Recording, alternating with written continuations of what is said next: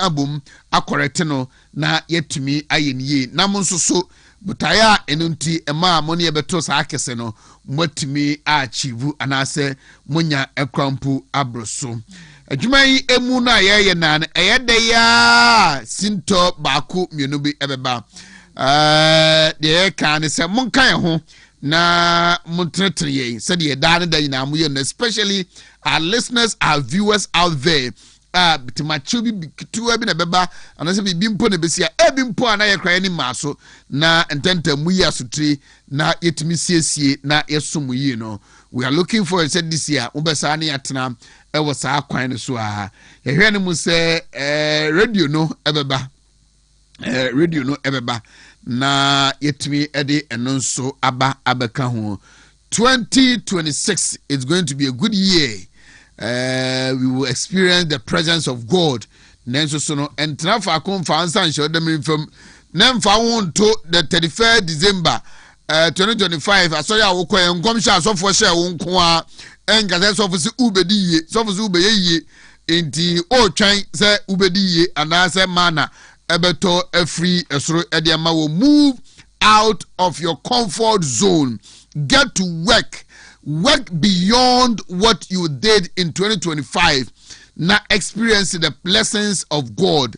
Sarah enso so na wonso so a what bibia ebo hu anase azofu yi enkomo mo hye ye a enye papa anase it wasn't good for you no papa chow no enche se ubewu anase Wontumi achieve bi papa bia ema ho yabes ema meka chance obekente no ho aye adwumaden abompa ya nkoni egu ni matrix no obeyi afiri wo. And when he did that otumi tene ne destiny ema ne beye papa ede man sanso so na wonso so de wate wodaya waso de wohunu ebi grompo a afinu bekona wie afra atwam no ena wadwuma ekura no efiri wonsa into you are beginning this year jobless anase uni adwuma ye nanso so no emanu emu abam. There are a lot of good things in this year. So oba kentere ho aye adwumaden abompaye oba ti ho afiri bone ho na uni nipa betena yie a mepa cho awurade nyankopon a washa obo no kwafo se ne boshe nyina ne ane amen ebebem entino emfa ho ene wotebia owomu de o de kacha ho ane se awurade nti obeye adwumaden obebo mpaye obetena siye na ubewie 2026 better and productive than you finished 2025. But caveat that one say a cause for work. A juma ewum. E was say we juma den obompaye wabra umre ho. Awurade nyankopon entene mu nche nyina na afese se ne yesate hanum danase eyi na ye se odi atwa 2026. Politically, the first month of the year is going to be a very busy year for NPP, especially your presidential primaries here Airbain. Meaning say busumwe no emu ebe yeshe papa. But the youth of this party and Mekoswa Asremo say ye nyina na ye dwene party no ho na ye dwene beyond 31st January 2026 no the ebetumi aye aboa party no na ye nyina yakan ho bom na the ultimate and say amamotumi no yensa ebetumi aka ebio na ye buma ni ye asre de NDC for ayi eno na ye nyina emfa enhye yemfirim na yenkonkwe ni sa ye kwotena fie ensem bebrebe na SCA enra kra de ba kwa ebetwa mu eye ayawa so east MP honorable Mahama onosusu afrimu a say politically Ghana is beginning the year on a very sad note.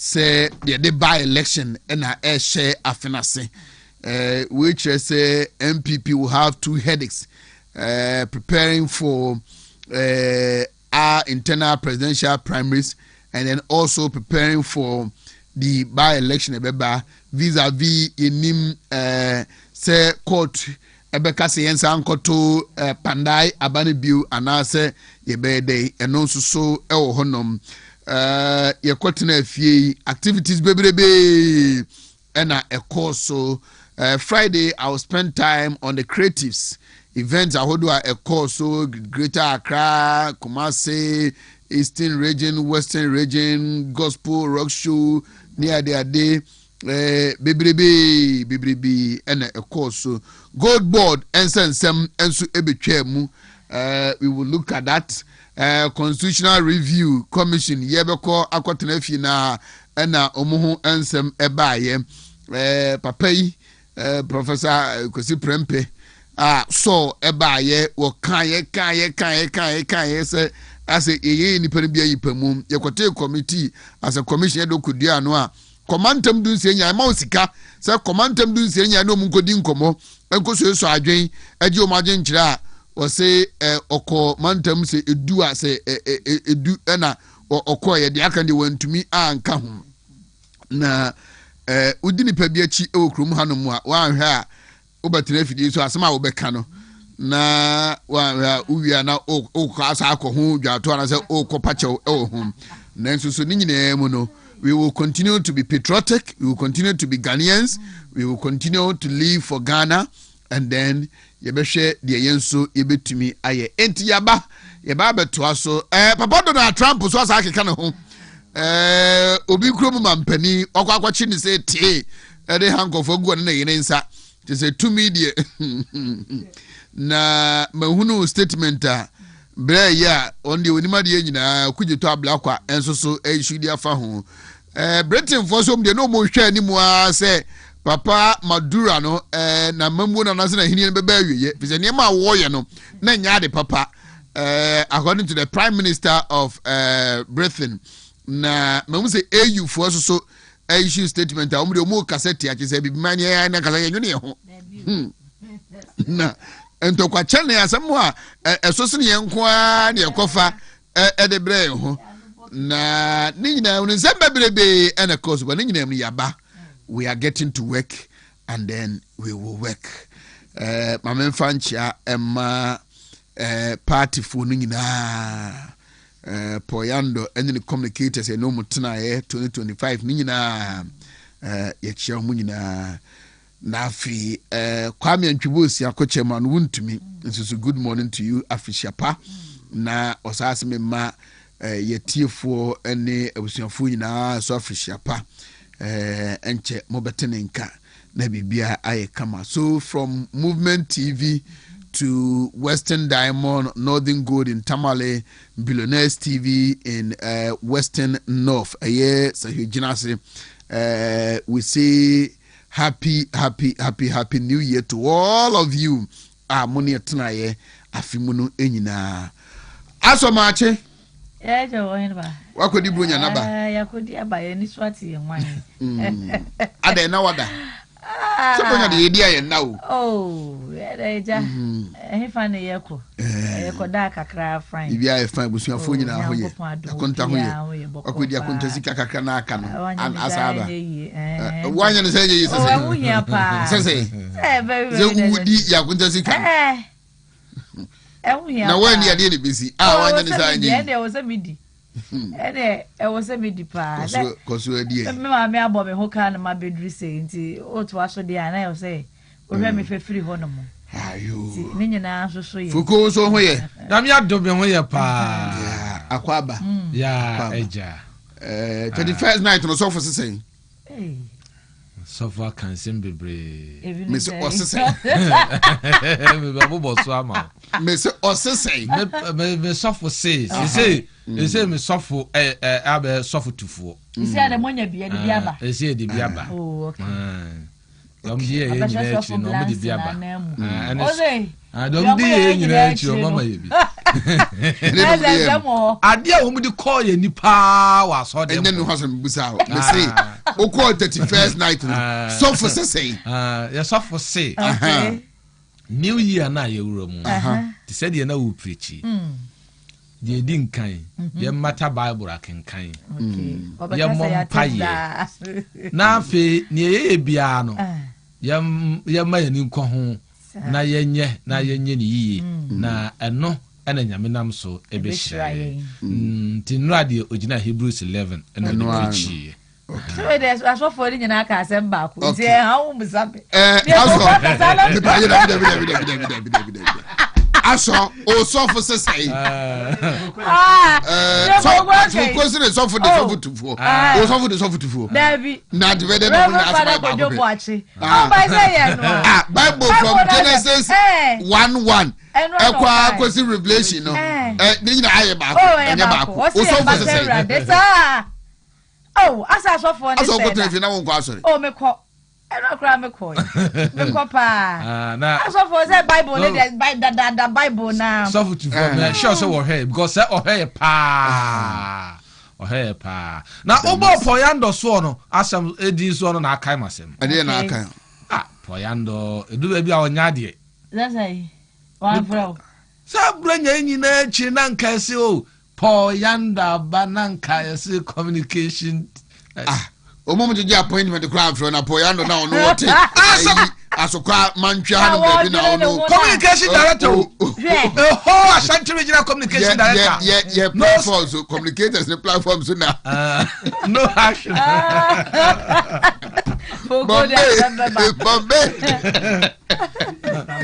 Bombe video bi o ye beto so o se sebe me ba cho mammo ni manu nsibo de bombe aso na meka nyame me aso na meka bombe se sebe na gini ya ni se ya points no mbele mu che se omo ye akoyufo an so mo abobra na eno bi go buza ni se ade o se ye ko position na anu ya mo je isi ye ene ma na mo ye wo nya so a mo maji emo kakra agwa kakra kakra no obi ye ni person je so oni he e do mo je so o ma mo bra se afi peno o mu se je na amo mo wa chere wa mo but utie bombe asem na all kana asem na all kana he somehow right what you say you go wa ba mu fie nwotwe na uko position anu ya upese me dem amfre obia ba bombe according to bombe no omo ofre omuri ni omo hospital say omo afre no obia anya be ubuza oya o say enema mo ayede enema to person mu che say omo kontra fie afepe no omo de omuzika nya anya so mu yakohufo pa ebe so di 88 years o that feeling come asan tamdo na tia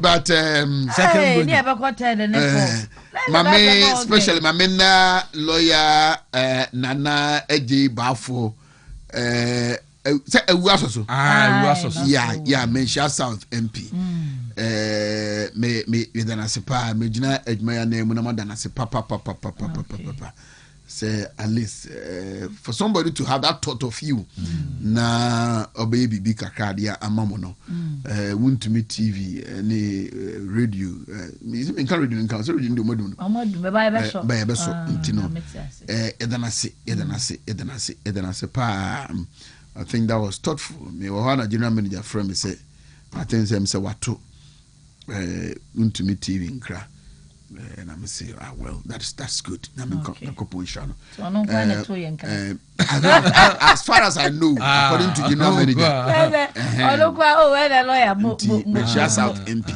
so mo na mo share lawyer na hu we thank you so much so much mo so anamu nya mo be yen so bibi ntina mo antima anye no ye bon pai ma mo se mo so no afese ne ana se ye kuya ba bu na mu nya kwa de ni medidi bronya nti bronya da bia edi first ni bronya du ana na afanta eni coke enom onya akokore ene ti akoku so da bia se ye nom eto awi akokore da bia nti bronya da bia any day anytime you want to appreciate us and as obi apeso appreciate me bia no ubetumi fanta lemon so that's so ton that's so ton fanta lemon so honum etino Shadrack mamintie prophet Vitokusi Boatin then quickly yanko Eugene boamena menim koma ba akomienu bi on the phone lines akomienu bi ebeba de kan se monkan ho na mutretre said ye da na da ina mu especially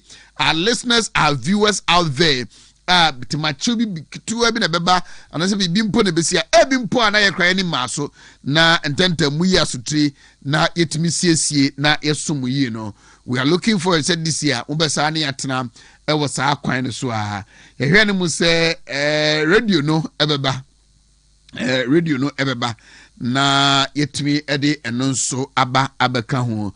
2026 is going to be a good year. We will experience the presence of God. Nenso so no entra fa konfansa nso dem from nemfa won to the 31st December 2025 asoya awokọ enkom sha asofo sha wo nko a engase sofo si ubedi ye sofo si ubeye ye enti o twan se ubedi ye anase mana ebeto afri esoro ede ma wo move out of your comfort zone. Get to work beyond what you did in 2025. Na experience the blessings of God. Sarah enso so na wonso so a what be a ebo hu anase azofu yi enkomo mo hye ye a enye papa anase it wasn't good for you no pepa chaw eno enche se ubewu anase Wontumi achieve bi papa bia ema ho yabes ema meka chense obekente no ho aye adwumaden abompa ya nkonu egu ni matrix no obeyi afiri wo. And when he did that otumi tene ne destiny ema ne beye papa e de man sanso so na wonso so de wate odaye a waso de wohunu ebi krompo a afinu bekona wie afra atwa mu no ena wadwuma ekura no efiri wonsa. Into you are beginning this year jobless anase uni adwuma ye nanso so no emanu emu abam. There are a lot of good things in this year. So oba kentere ho aye adwumaden abompa ye obati ho afibone ho na uni nipa betena yie a nipa cho awurade nyankopon a washa obo no kwafo se ne boshe nyina ne ane amen ebebem enti no emfa ho ene wotebia owo mu de o de ka che ho ane nyina no he still rules in our affairs na odiwe ehye otirimu a. I think this is going to be our sick tune the year 2026. Every morning this is going to be our prayer. Yabwa for emra na yeni enkomo. Oh, okay. Mamene Dr. Raza Kojo Poku eni enkomo emra sesia na miwia yedi aka ababeto so ewufia ha. Doc Afrishapa.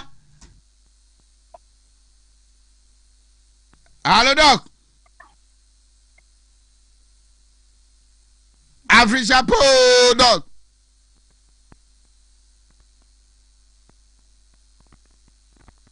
Phone the tire boom the bed.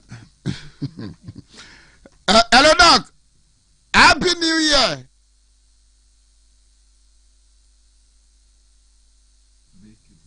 Me pacho monshe na mete ase menshe na mon connecting ye mamena mini enkomo emra. He is the founding president for UP Tradition na mene Dr. Razako Jopoku emon komo emra quickly na yemfa yaboafo no ehun nsem no emra na yenhwe. Enti give it a try again. Nami said this time ebe to mama mia. Hello, Doc. Good morning.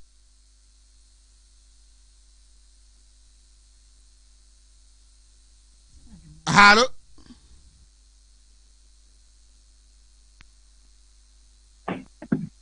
Hello. Good morning. Hello. Hello. Okay. Afrishapa. Hello.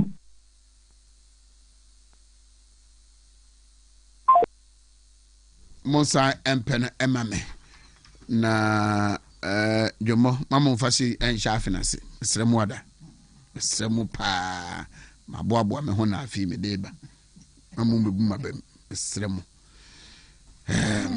yankwai yamfa yabo fonmra whilst we get a connection right na yene meaning komo kakra yanko Exodus Moringa Cassos and Exodus Dandelion capsules I know near the two ya de shas ene anopai na exodus no ya kai mo say ya to paye ya ba afifro mu e wo se siesie ya pom na ya timinya pom de adwuma ne de ye bia na wo be no moringa capsules na no pa mienu dandilon ni mienu awia moringa capsules ni mienu dandilon ni mienu enwumre ya ye ne sa so timiya sa de we sa ene sciatica diabetes any pressure no tonkwanta mapai na ye nsom na kobre mama he say this time lines na be boya hello good morning singer Good morning, sir.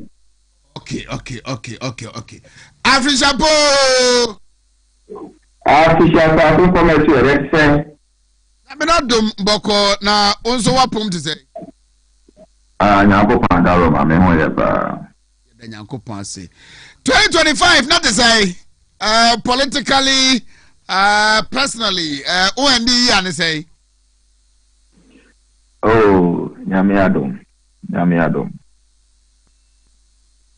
Da Nyankopon ase ma menu enin komo kakra na yenhwe eniema da bia afino ekona wie na yedi bu nkompo akwahwe achi a yedi ejina so ehwe kanka edwade ho nsensem Ghana sika ho nsensem oman ntotoye ne nchechireye the first year of His Excellency John Dramani Mahama you be rem the second year you think say prospect no to say Oheneba medase mechia Ghana fo nyina mechia watie fo nyina I think say over 2025 now we share the budget of NDC for 2025 you can see that largely I'll give the president if he throw away partisan lenses but like I said president at least when it comes to the management of the microeconomic indicators of the economy now remember the 80 to 90%. He has really done well because share inflation of or inherited inflation of 23% from us by the end of the year 2025, or they are called around 6%. That is a serious achievement, very, very serious achievement. Because share the first 4 years of John Mahama from 2012 to 2016, when Timia achieved a single-digit inflation throughout the 4 years of his first term. To that the second term first year, Abra on only free power no the inflation of around 16 to 17% at the DJI. By the end of our first year in government, 16-17% inflation mama DJI, there it could be around 12%. Now the share on inflation ADJ of 23%.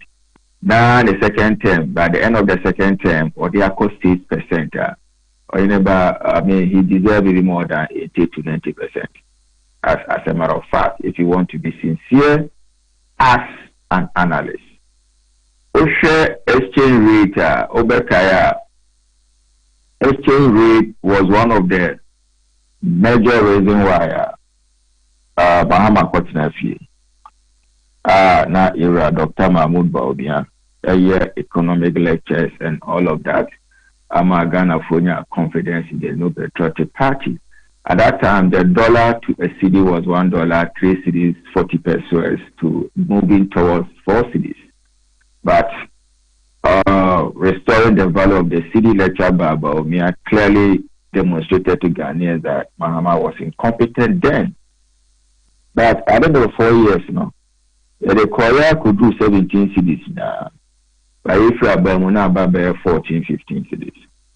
To share that inheritance now on your free around $1 to 14 to 15 cities. Now at the end of 2025, or they buy $1 to 10 cities, 61 pesos.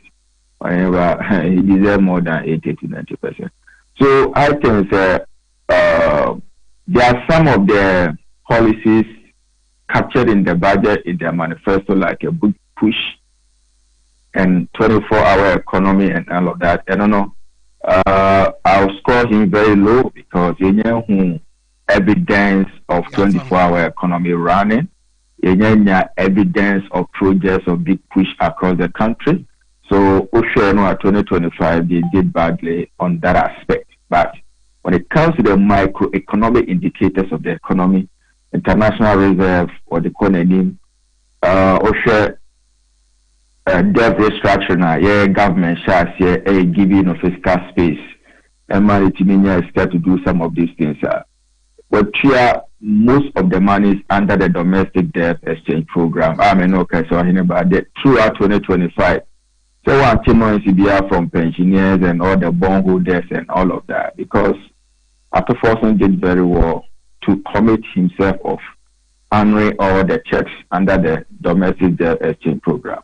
So they are seriously done well when it comes to the monetary and the fiscal policy implementation and the management of the macroeconomic indicators, which our government failed woefully, are a costly and humiliating defeat in 2024. So in summary, we've done a tougher when it comes to my general overview of Mama performance throughout 2025. Microeconomic indicators, moving the inflation from 23 to 6%, moving from the dollar to 14, 15 cities to 10 cities, 51 pesos, and also paying the domestic debt exchange bondholders and all of that to make sure that there's no too much noise in the economic space. I think that I'll score him 70 to 80%. Right. And pay me because we are discussing something that affects Obia, irrespective of your political divide. She said the Oka's exchange rate at the above form. No, one would ask, what do you think they have done specifically? Ama ya achieve sanye and then the assurance of sustaining it. No, and so to say. One thing I think that Ometimi Abuama yenya stability of our currency against the trading currency being the dollar, the pounds, and all the other currency. I'll look at from a fiscal policy regime whereby governments was spending a lot in the economy. He was trying to fix the mess here. So they were very careful when it comes to government spending. And they were able to raise a lot of taxes. When they talk of fiscal policy, under the jurisdiction of the Minister of Finance, is about how to raise the revenue through taxes and all of that, and how to judiciously spend government's money in terms of resource allocation, payment of contractors, making sure that funds are released to the MDA, that's the other ministry, department, and agencies across the country. So in terms of the resource mobilization, they did very well. But in terms of spending, they used a fiscal strategy not to spend too much in the economy, to control the inflation, and also to make sure that they will not compound the mess they came to make. So not spending that much, but raising the revenue, the international reserves, and all of that. And one more, Atoforsen did very well. And about the currency stability now, I can say one of the, apart from the other external factors, sometimes every government doesn't have much control by external factors. But the internal factors, external factors, are you favorable to this government? Unlike our time, and they are very unfavorable.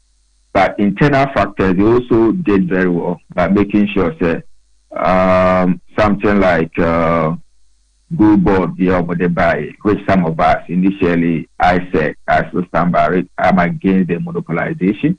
But notwithstanding, they have used a good board to really help to make sure that we have a stability of the exchange rate regime throughout the 2025. Yet me witness here in that manner. Yet me end a year for the first time within Christmas activities. Yeah, we say dollar ne cost too much because like Christmas just the phone will be $80 see Nama dollar neko up. But because the Ghana Gold Board initiative partnership with the Bank of Ghana and the Minister of Finance, Wontumi have a lot of reserves through the Gold Board purchasing of the gold from the system, no, and also Boama Sidininya Modern Pa Etimi ND for the first time at $1 to 10 50 pesos during festive season. So I think that's something that Wontumi Yetiminya that stability of the cedi against the dollar, the pounds, and the other trading currencies. All right. So I'm happy you have introduced gold board into the discussion. Maybe so later, but okay, say adeba come here and say na omon spending into control the fiscal space, no, any inflation, no, not spending, no. On the other side, how does it affect the ordinary Ghanaian? Say about this, I say on spend there.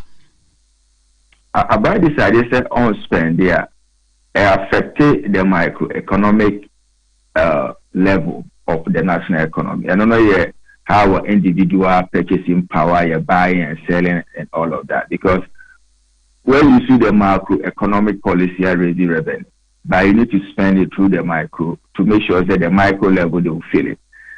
You go to your contractor car, a change value, or more motion as in a bank will be ordinary, be obvious yes, individuals get money and they start to spend, which where the microeconomic level, no, people feel it in their pocket.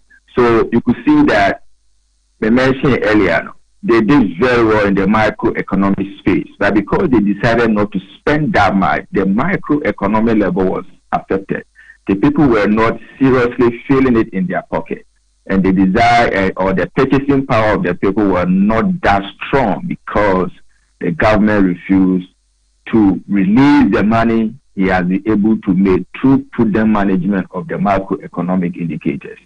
So I can say in this year budget, they have assured Ghanaians that they are going to spend a lot into infrastructure, the big push, and all the other outstanding projects that is contained in their manifesto and maybe 2025 budget. Maybe rollover.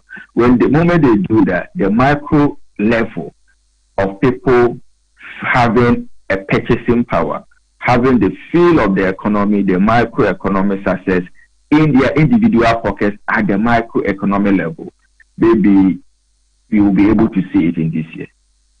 So inflation above from exchange rate above from near the day, it is expected say enka enyema bo above from now man for your purchasing power, no, but we are seeing the other way around. Why? Exaggerate too much, and so you are not being honest. The first abano it wasn't abano and cassette and say but yes it cannot bad. I'll not even spend exceed in the economy. That is not the case. Because prior to Christmas, the government issue directive said they should release money to pay some of the contractors and all of that. The government spent, but one go in a reckless manner. He spent within budget, and they did overspend. Or someone can say he spent under budget. So, abano or discussed by economy, but it should have been more than what they push into the economy. So, yes, people didn't get excess, but you can't say amount for what trauma to the level that they can't buy anything. And I said their purchasing power was worstly or badly affected. When you do that, you are not being honest and sincere. As far as prices of goods and services. Because the price of goods and services. Price of goods and services. People are saying above from because inflation has come down to a single digit. And I said it doesn't generally work like that. No, it doesn't generally work like that. When the inflation comes down, first, price stability. Inflation is bad form. No, what you mean can say inflation is bad form. No, still now no pay on you'll be exposed. So when inflation comes down, it puts businessmen and traders in a tight corner. You can't raise it. What is the measure? And then say a price and a bet two. And I say the price was, let's say, a 10 cedis at inflation of 20%. Now inflation about 10%. So automatically it's coming to 5 cities now. What it means is that the 10 cities, it can go up again. It can keep there, or it can come below like 9 or 8. And relatively, you could see that most traders, most business, and most shops are there maybe near 1,000. They are much as well by 800 or 700. There are a lot of price reduction in some of the products on the market because I quite remember a bag of rice last year. Only a year they are metache rice.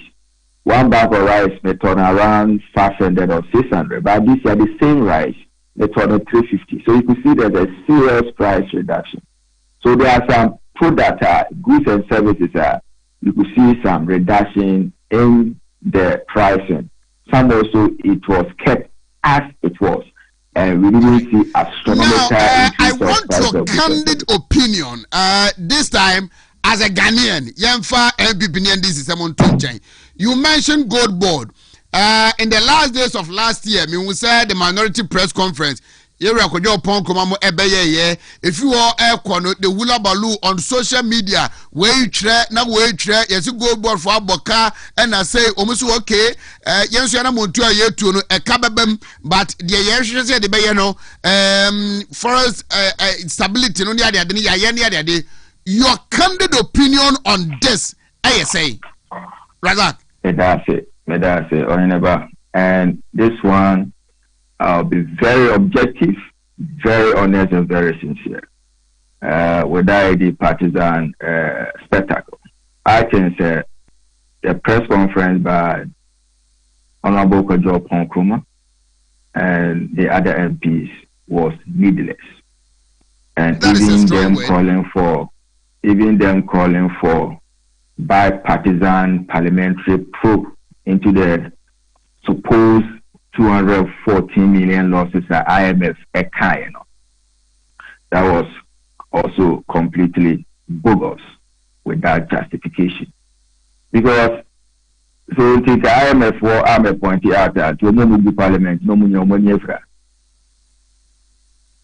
If you are a serious parliament and you want to have parliamentary oversight, you want to wait for IMF to come out to say 240 million laws be a happy or good board as I know I be did it. I mean, you are not being serious about your work. And in business, they call it opportunity cost. So what is that? Yeah. Me was going to be 30, but I'm not a crow. You're a business student. I'm a science student. In business, accounting, and finance, we have to call opportunity cost. In economics, we call it economic loss. So everyone is a business person. Makofa Niemaba, Makofa, I was expecting say SN Canada 20 cities. Okay. But the market conditions and the environment shows that SN Medeba 15 cities. Some I incur a loss of 5 cities and are you about to say? Pa. And no, 5 cities, Sabi, Makudi, Anna, Maria, a situation at the market fluctuations and are considered, which in economics we call it economic loss.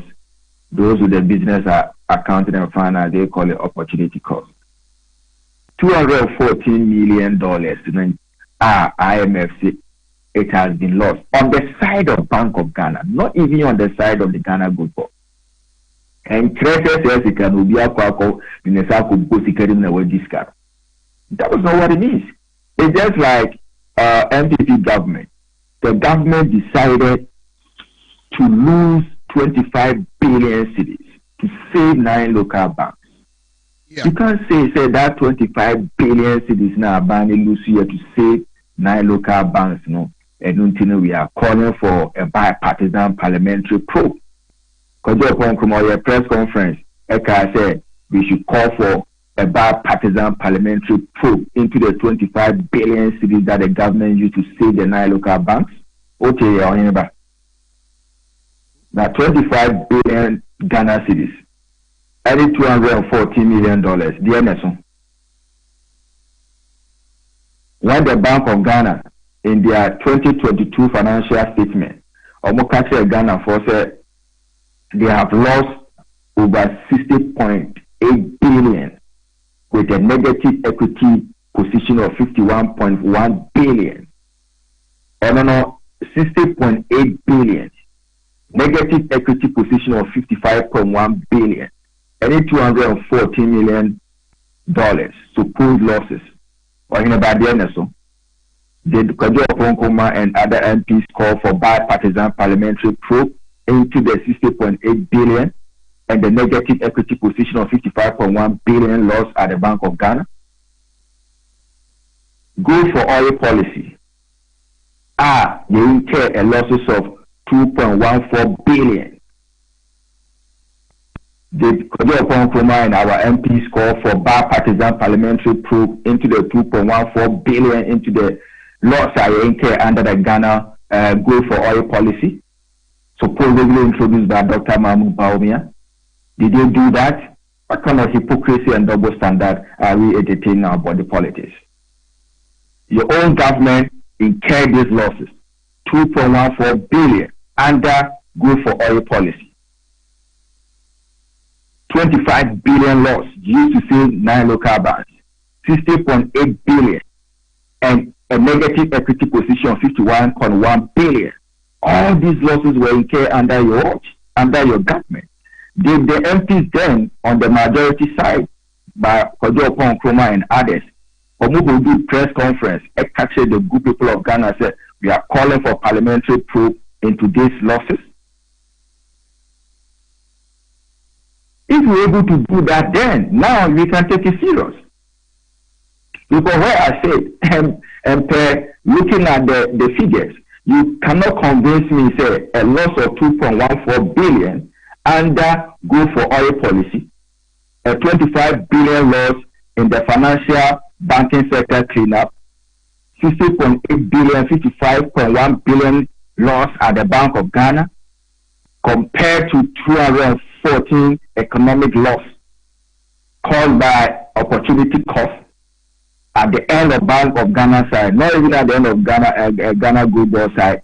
I should support this cause, or I should come and applaud you, say you are doing a good job. You are not doing a good job. You are not being honest and sincere to the figures and to the issues at stake. I am you are coming with disagree with them. And about in all of this, what is it about? And then moving forward, what should we do to correct it?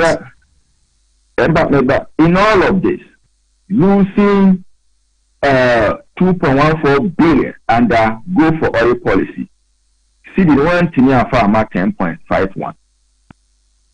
What they call 17. We feel about 14, 15. Now so we lose 214 million. No, keep the dollar as 10.51. Oheneba, I don't know, so you are good at figures. Say 17 from 10.51. We saying, now multiply in dollar terms. This is the amount of money that the government has helped businessmen and women and the business community at large save on their investment. So if the government incurred a loss of $214 million to save the investment of the business community with a differential of 17 minus 10.51, this will make it secure the business community Asiedu under the loss of the $214 million. So if the government bear a loss, we say the monies and the investments of the citizens in terms of cedi to dollar. Oheneba, is it not something that you should applaud the government? Because if you're able to applaud the government of spending 25 billion to save 9 local banks and the funds of depositors, now we also to $214 million to save people's monies under the exchange rate fluctuations. You have to tap the government at the back. Don't come to us and call for parliamentary probe, whereby your time several severe losses were incurred and you were quiet about it. When every people put to you, you run away from it. When you do that, you are not being sincere. And if you take MPP, our constitution, I don't know if you have a copy before you. If you look at Article 2 of our party constitution of aims and objectives of the party. 15 says that we, as members of the New Patriotic Party, we need to recognize and guarantee the ownership of property by individuals, either alone or in association with others. Ecosystem, yes, say, to create a climate in which private enterprise will thrive and citizens and foreigners alike may invest without fear and without unnecessary bureaucratic restrictions and impediments in order to create wealth and prosperity for the citizens and people of this country. This is the aim and objectives of our party. It's seriously underpinned by Article 36 of the 1992 Constitution. We say that the government should create an environment which affords ample opportunity for individual initiative and creativity in economic activities, and foster an enabling environment for a pronounced view of the private sector in the economy. And Oheneba your Procurement Act, it allows for a single source procurement, which some of us we call it sole source. We have several procurement methods and tendering procedures. And yet there be allow for competition. From US, UK to all the advanced countries, there are certain areas of the economy you don't allow for competition. That is why even our Public Procurement Act, 663 as amended Act 914, it allows room for restrictions, allows room for single source procurement for certain industry or for certain procurement of goods and services. And it's all the MPP now believing in 15, 16 objectives of our party. Now believing in Article 36 of the 1992 Constitution, we talk about economic objectives of the country. Why must you do press conference and attack an indigenous company like Power Rock Limited? That means clearly, I will have a doubt about your membership as far as the New Patriotic Party is concerned. One kind of party member, you don't understand it, but what are they privy to? Over your press conference, now the capture me say, Power Rock Limited. Yes, if you bury me incorporate and say, my goodness. Before even you hurriedly came for this press conference, you should have done due diligence with proper research. Who told you Power Rock was incorporated in February 2025? What kind of joke is that? However, Power Rock received its certificate of incorporation on 14 January 2015. Not 2025. 14 January 2015. That is one. And the company was licensed by Precious Minerals Marketing Company as a gold buyer on 10th March 2016. Now license never ended 9th March 2017. So where from this your February 2025 nonsense? Even under the New Patriotic Party, this same government, under MPP, our government, this same company, Power Rock Limited, under NDC First Mahama government, Power Rock Limited, received one license from 10th March 2016 to 9th March 2017. 2017, I have a power. Under our MPP government, this Power Rock Limited, received 3 separate licenses as a gold buyer. 15 February 2019 to 14 February 2020. That are not abandoned also. It was Akufo-Addo's government, MPP's government. 20th October 2022 to 9th October 2023. Now I ban also MPP government, Akufo-Addo's government, which upon Nkrumah was the Minister of Information then, and subsequently reshuffled to Welfare House. Right. 15th August 2024 to 15th August 2025. Throughout the 2024, at the time of 16th August, Omomo renewal license 16th August 2024. Now Akufo-Addo's government also. Normally, Kojo Nkrumah was a minister in that government. 2025 August, and another time license Gold was established on 2nd April 2025, and through the Ginobel said the company was incorporated in February 2025. Are you being sincere? Are you being honest? All the MPs that came there to do that press conference, were they sincere? Were they honest to the good people of Ghana? They need to apologize to the but you also mentioned that you're only happy about the monopoly. What do you suggest?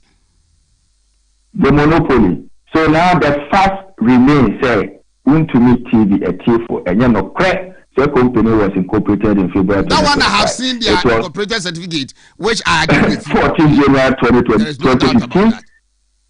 MPPR by MMO 3 separate licenses. On 15 February 2019, 20th October 2022, 16th August 2024. Let's go to the monopolization that they are talking about. Aggregator. We should open up for competition. We should do that, and that. Fine. That's a good suggestion anyway. But they forgot say under our own government, Minerals Income Investment Fund, AGV Gold Race Company Limited, as a sole aggregator for gold trading. What did they say to that? I know if you can call them and ask them. I am happy bringing out all these things because if we go to the discussion, then we discuss it as Ghanaian people. If Gold Rage Company Limited, under our government, was licensed as a sole aggregator for Minerals Income Investment Fund, you were quiet about it, you were excited about it, and you were voiceless against it. You never advocate for competition. You never advocate for transparency. You never advocate for let's give opportunity to others. You clap and tap the government at the back. Was it because of your government? And you only speak the truth when it is about your government? Then you need to be sincere throughout. Whether a favor will be sincere throughout. Don't only speak the truth when it favors you, and you resort to lies when the truth is against you. You first and you first also build a credible political party. So they have no justification in that area because Gold Rate Company Limited was licensed so aggregator for mix and the gold for oil. Policy. And another thing we also need to clearly point it out to people to understand is I came from fact, Chairman, there are a number of not those. But and I'm sure go for the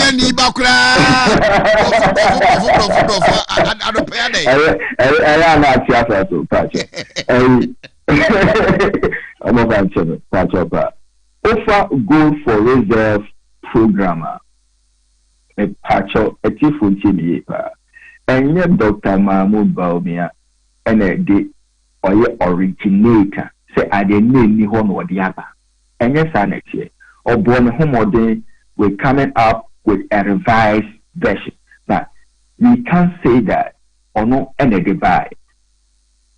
Go for reserve policy no a Bank of Ghana and a shares here in 1961. At the time, now Kwame Nkrumah, a president. It's good for it. Bank of Betimako check the facts. Bank of Ghana, SRT, go for reserves in 1961. At the time of Nkrumah's presidency. 1962, one of the suspending because at that time now the pricing of gold above from par now or man suspended and kept having. And at that time, so now all the countries shifted to say all reserve gold, no why no reserve dollar and other security as a reserve asset. And Dr. Mahmoud Baumia, Excellency, you are one year then. Or is it in the date of birth? You are on the 7th October 1963. Yeah, on the 7th October 1963, gold for reserves was introduced by Bank of Ghana in 1961. 2 years after here is Excellency Dr. Mahmoud Baumia. Everyone at the catch is the originator of gold for reserve policy. At the time he introduced a crown, no mammy. Good for in June 2021. In June 2021, my board Dr. NS Addison Abaso, and when we introduce domestic gold purchase program, and also now a revised version of the gold for reserve policy, a Bank of Ghana, SRC in 1961, are suspended because of price of gold on the market. In March 2022, under Dr. Muhammad Baumi, as I know fuel prices being higher again, and they go for oil policy buy to ensure that stability of fuel prices on the market has completely nothing to do with go for reserve policy. Certain no bulk oil distributors, how are they to instead of the dollar near the certain dollar high prices of fuel high near the and then Baumi came out with go for oil policy to ensure that fuel price stability has nothing to do with go for reserves. It was not originally intended for go for reserves. And in April 2025, Jomama also the Ghana Gold Board ABA, not to ensure price stability of fuel on the market, but to ensure stability of the cedi against the major trading currency. So these are the facts in that particular spectrum of the industry, as far as the go for reserve policy is concerned. Young fan of prayer, young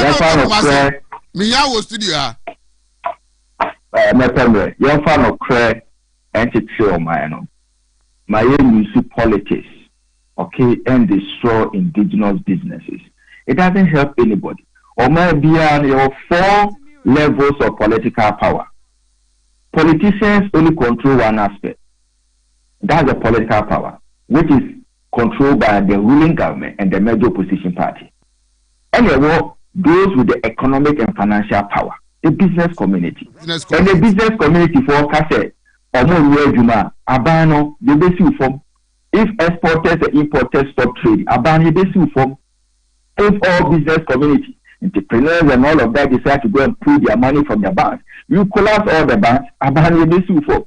So these people are very powerful when it comes to the scale of powers in this country. As only about the traditional powers led by our Otunfo and other paramount chiefs. Then we have the religious power led by our clergy. They also control people. So when you're a politician, make sure say you are only controlling only one aspect of the political powers within any jurisdiction. The other 3 powers are ganging up to our also very we shouldn't use politics. Raza Kojo Poku and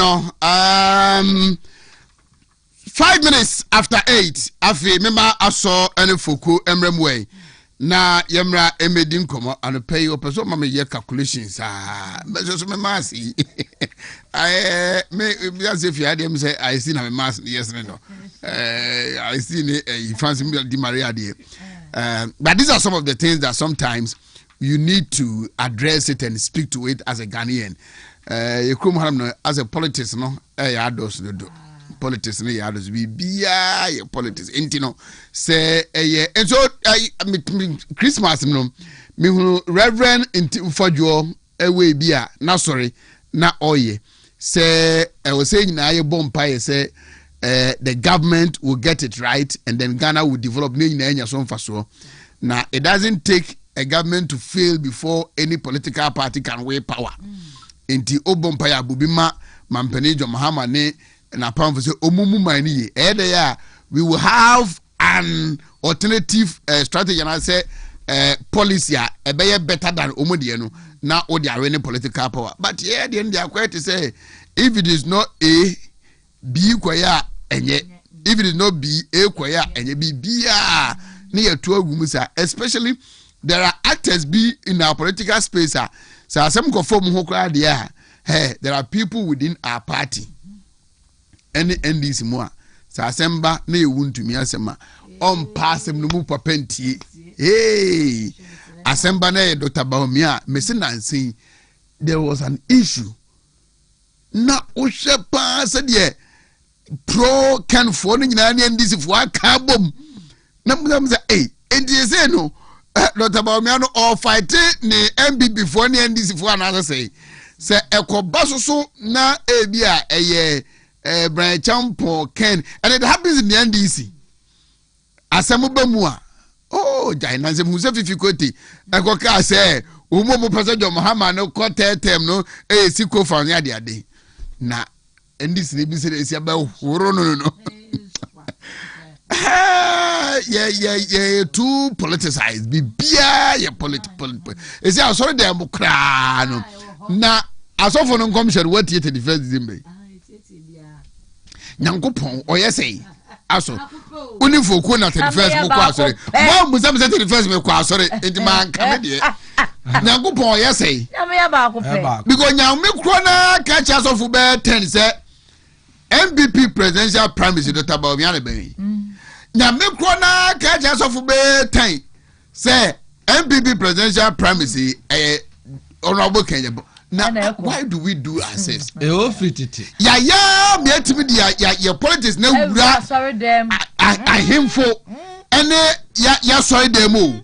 A room. And it is very dangerous. Ehu. But you nessa. Yabete. Mo from abo for mrana enche lawyer kwabna boati will be here. Nana mpon so chia menhia twema menhia.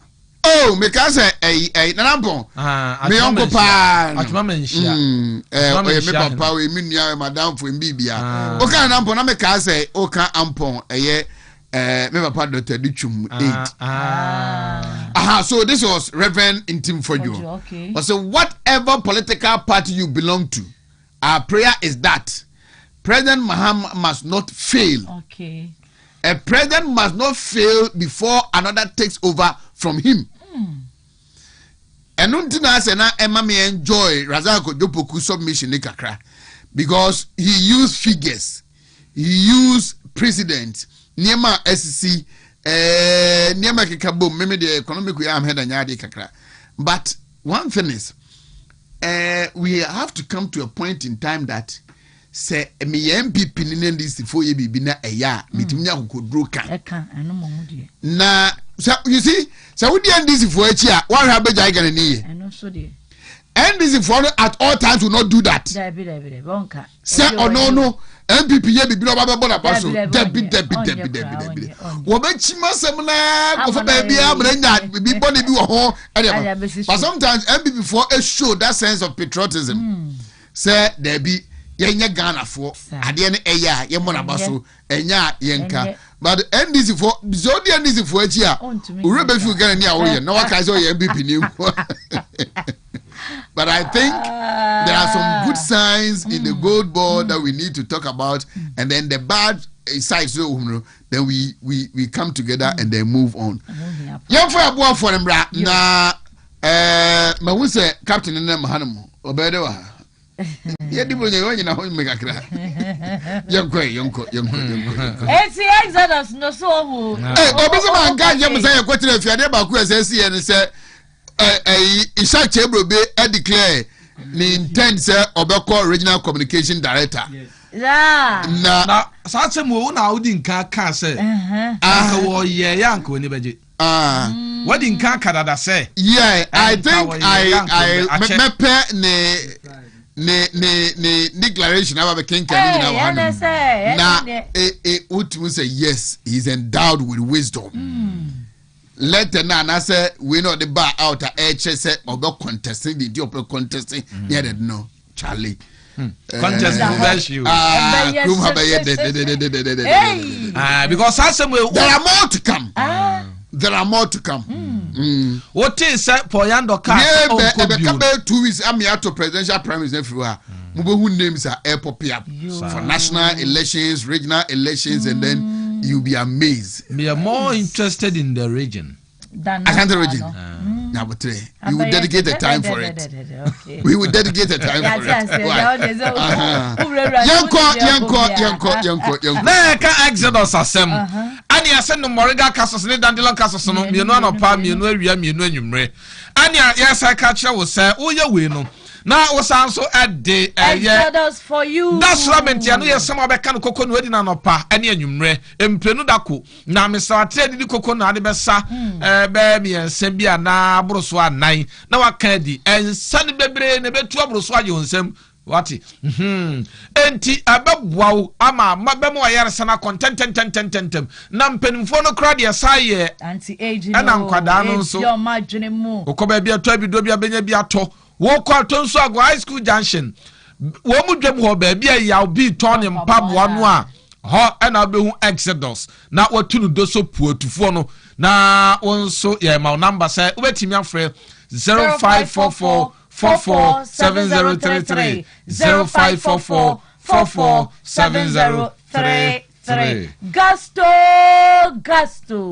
Gusto mixture. Ano be papa nature mixture. Ya chiao ya mo achipa. Ya chiao. Na ano pe ennuane ne akokọ na mu ya wi ya twetan nyina. Ya sorry ano pe ya ba adwuma so obi akampem. Esanse ne yefunu dua no emu wo no obi die mu keka no obi die mu dwa no.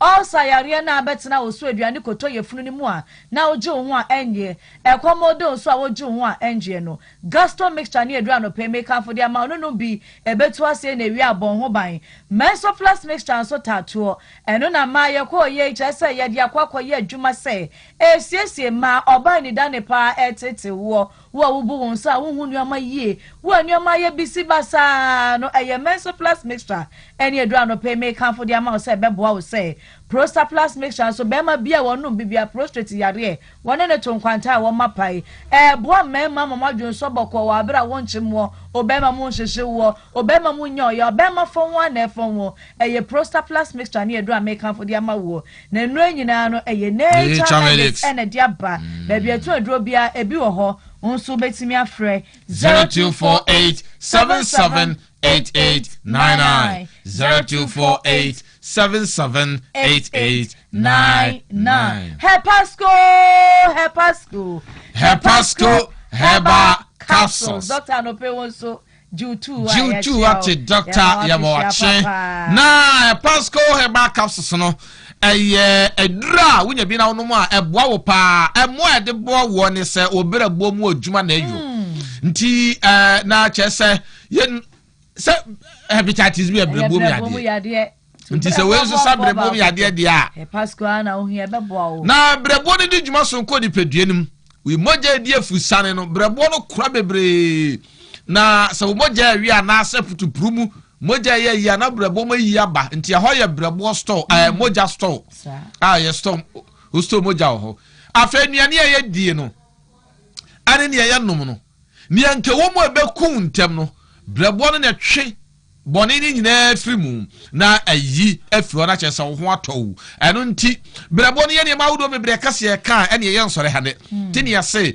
brebo no so bo ho ban na wo so atimi atena se di nkyina kyɛ na amanfo hwɛ Pasco juma edie na no matwe din se brebo boafo ba ko pentiko be bia to bidro bia ne ko bisa pebito ana se wo be fred doctor wo 0557 453579 0557 453579 Kitima Heba Center anope enemu nsayare na akotibie no diara ne kranko no a etete wo no Kitima Heba Center mpanifo se ba modna bra se passe gawoni ente ne temfa mawo enye enemu nsayare nko an yesa na enu akire no ade bie bodi se yare de ha makan ena mpanifo edidi djuma ewo won makache a anope ose makan se ne mefa namba ne mawo bia na nchemu dia bro dia media ma so na wo pa ubetimi afre 0246914717 0246914717 Jackson University College. Wo pe school a ukwa course bia oba benya adwuma ya Jackson. Wo mu kire computer ho adesua, cyber security, teaching, ane nkeka ho bebre. School fees ni tua no so no wo mama kwan se. Wo betimi tua kakra wo ya adwuma so betimi akọ school no. Wo bra enha wo. Enti ni asefo ni kire eduase new site na wo so kokokonya admission ni bi. Ya ma wo no number 0201260290 0201260290 Keep 4-in-1 gere si chirem kachem ne di do awo no na de papa Keep hot pepper na eno sie bokwa de aduane bro nya no a ne de twa kokọ sere no ne ade nyina Ex yama mi achire bru apad ne so me kan for de ama menua ne mo ma ne me ma me mo anope mo hwe yen se mo modna akopa bia bebo pa bodwa fo ne tukoton fo sanse nyina ye toto bi enti emfaso wo so pa e bia na pe ba ko siesie hu anasa opebi eto gusto ma ye ma mi achire sa no pe frɛ no 0553661442 ana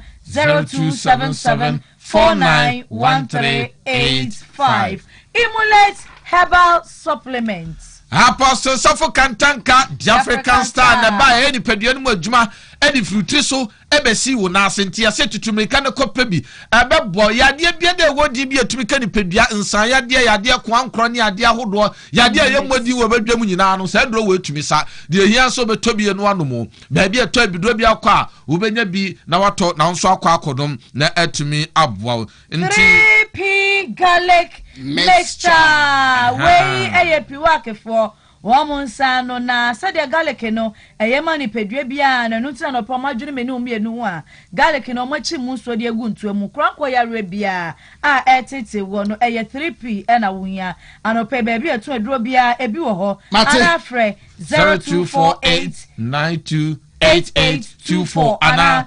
0201000021 Haxa mixture and Haxa capsule. Also, Dr. Tashino no. Amanfo ye dijime die no mato diesel osa tamfo na etu osa asenti de yese ko be bia to abidru kobisa ne pebito na bebo number no nie 0240238310 ana 0203822855 Ruta natural products. Ruta mixture no to malaria fever na say Ruta live na so huru ni pedua mu kama na Ruta tonic ne so to typhoid area say anope baby eto edo bia Ruta no pay ebi wo ho obetimi so afre 0244485632 0244485632 SM Peters sisi ya dro tatahwe pa ana esanso ya atenka dro na atenka ne de obenom no chese ni tinu mienu anopa ane anwumre na sisi ya de dia ba akwa anopa ba akwa wi ba akwa anwumre na wankasa be usampa Dr. Penny wasanso sa stroke pa na stroke dro ne de wonfa ma abonten edu e ba center ne ya kanfa ma wi ko mfimfi mantem mankasi mba fikro odoko official yeah my doctor number 0243989368 and 0558379545 TIME Sai beheba Mr. Anu ya malaria de dro de kan fodi ama wo setutumi kan ko pebi ne betu ase ama ho ato afi time HH ba Mr. ne capsules ne nam nsan de dro tatahwe a ema ne mema nyina nom de siesie wo ho na chese wo tumi enya wo ho edie na ne nyina tumi koso na bi eto bi do na benya bi ato number ne ye de ma we 0244417669 0244417669 Maria Monsoro go Monfra Captain Mame na menene bedi nkoma the next 10 minutes quickly na minyano kwan na fe mene chairman Kofi Echampom Dr. Solomon Kwati Foko and my brother from Ejoso lawyer Kwabna Boatin MP for Ejoso Minomo entrance any nkoma welcome in town the former second lady of the Republic of Ghana Miami Mame Aja Samira Baumia is in town. Wasaba se said Dr. Baumia John the Baptist any Aja Samira Baumia na Aja Abba Wedibe Nedu Okoya Adetia na the next president of the Republic of Ghana Dr. Mahamadou Baumia and so Eba probably on the 14th or 15th of January na waba na yedena bomua wie ya na MB Vogo to about the mano as I in flag bearer view na wapoto wabedi enim ekura franka na afi no wabeji afri John Mahama ne NDC for amemu boni emu Captain yes boss marching Mejosu Africa pa afin kombesan ibi aboko for sure you na de bre Fabrans na de bro me ba tonye de obeton hasanam no ka see the any about 2026 I saw your TV show anti basa who say among for national security for you I will yi ba national security me no moka medomo kanka e ba 1 year no mo from confession go ma free me so me pese wo say ya wo fast for o de fabla eh ewra wo de there ba dey na director so fabla ye uni problem me see for ma better menka so de uni betimi ye uni captain de betimi ye wa ya we kanye edun ba so tie wo wa so de tie na some na make na wa so na ga na tuni kan so o wa angela head ni capre bia say oh bi power dey akoma no oh na den o de ba wo ye mi na wa hu machine bia bre be say no uni oh wa shada na uni and the tuma edun ba so tie o fantalo mo 20 minutes antipoye mentment ni yi sa o na send ram bo draw bi aka manya ba draw sese eh na ma sese ka ya fe any draw oni fu na mo bobo a na o pre draw ai yankwai na miwiam bedi Dr. Baum yankomo for sure yanchia ya tiefo na mo bibia fishia paso so ya na ye 2026 afi we de ye di afi ya da bia meka upamu mienu a even number pepepe it is abre wa wo fia wutie de ye kanyina ne se Kenya Home Defense Kenya Home Defense the woman say yes ya fifufuro mi Oheneba ya fa Arabia ngodi o ya man tuntum wi ya fam ngunya malaria enu nti na edumba kofa bai ese yen kanche yen ba mene yen ma mene yen tiefo ne ye busuafo se mon friend sesie na momra meto tuntum adroi because da bia meka aboa mi so no wiase eye kodiewu aboa tuntum oni kase ba wo kase o ka wan wa yemre etiyen trauma aboa malaria aboa tuntum emba mekuen because da bia meka yare bi so no wiase no bi so kwase HIV eti de ye kanyina ne se akedumba ko amononi okohu ade papa sei na nkobo anko ne yere ne ma na ko hyedem no musu ne kakra o si Davida medwene Ghana fo ho medwene obibia ho obia mbra mbasi nkotobi obia mbasi embaji bi ko si ne dem eti mo ba Fred director sei on 0244 420579 0244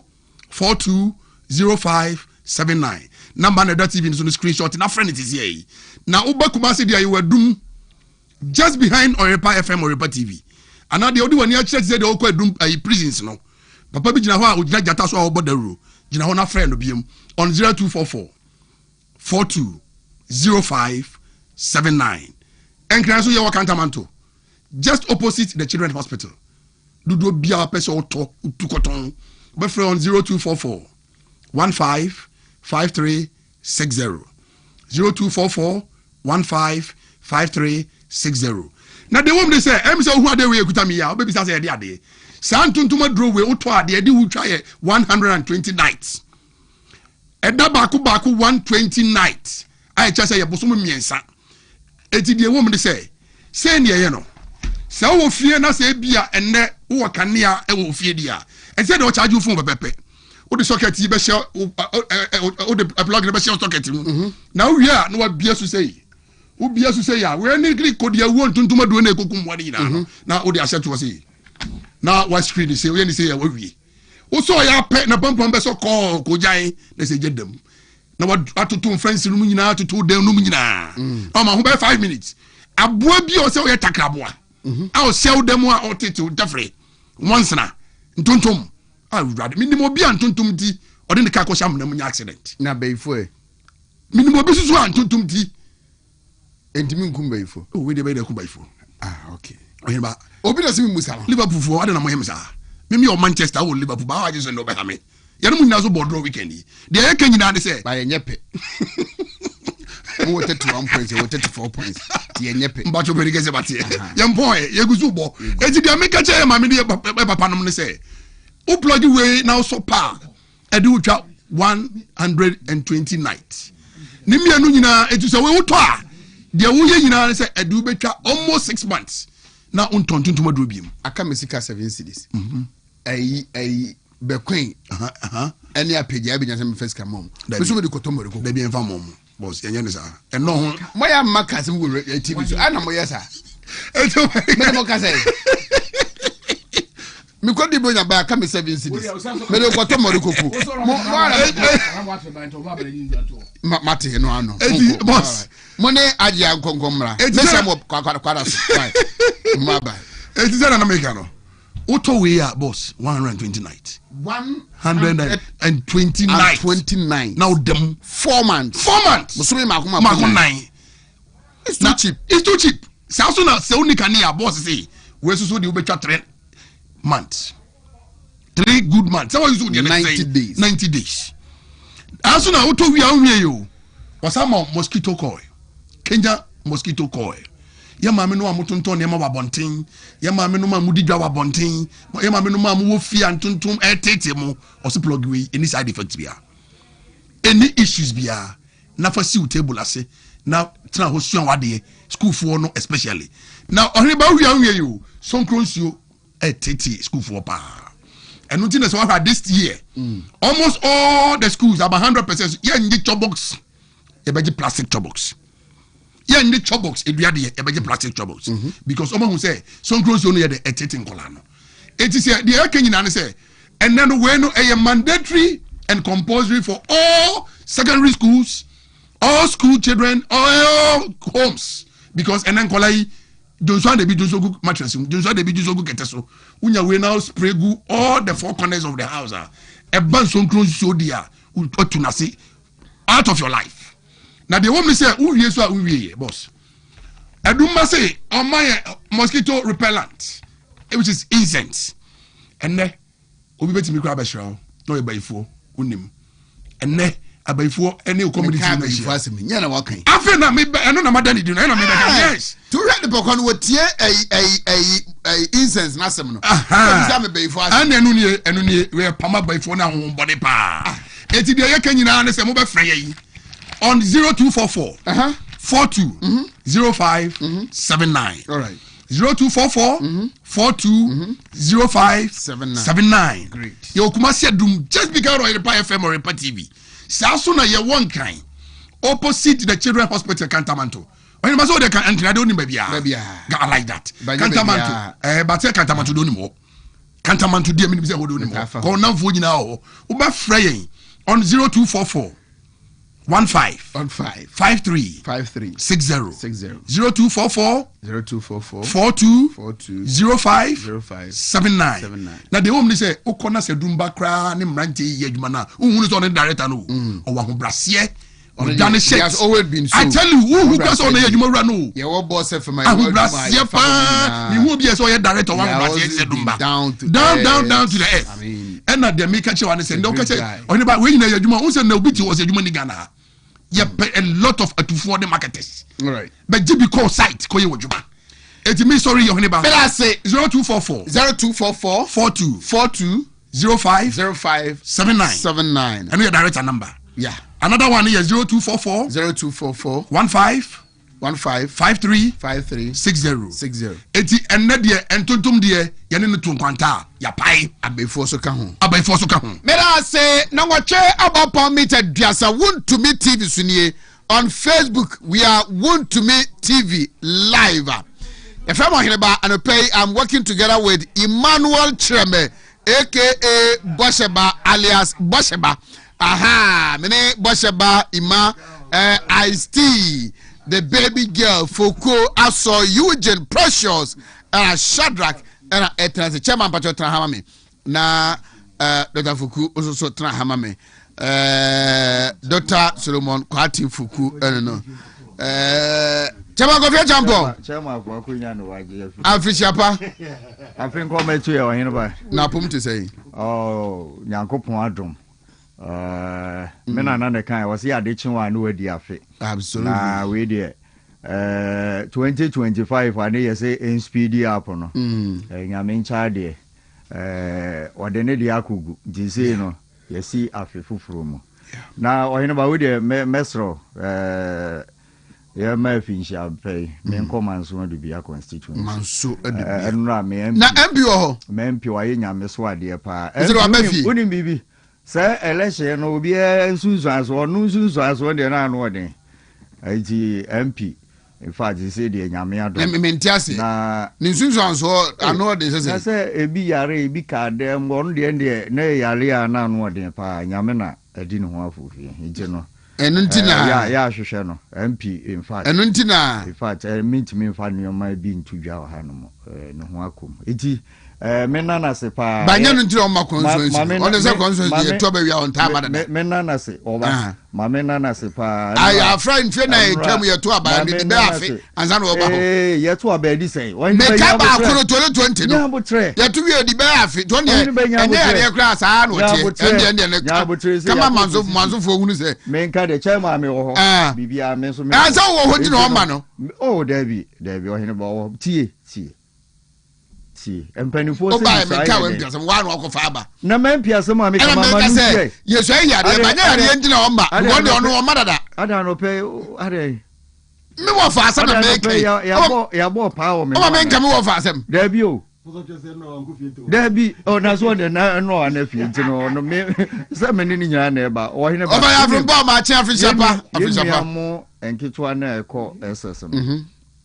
MP, Nipa 400. One more money on my Sika provisions and school bags and near there. In fact, Scar was saying no crying over better than 100,000 MP. On our way from Pondo, yeah, there was a pa, Yankopon, and Coswan Winshrow. Na on Sour area my then when we are brand a becansa. Now walk cancer baby Ujina MP, or no so Ujina Pinting or DMB. Ya, DMB a Jumano.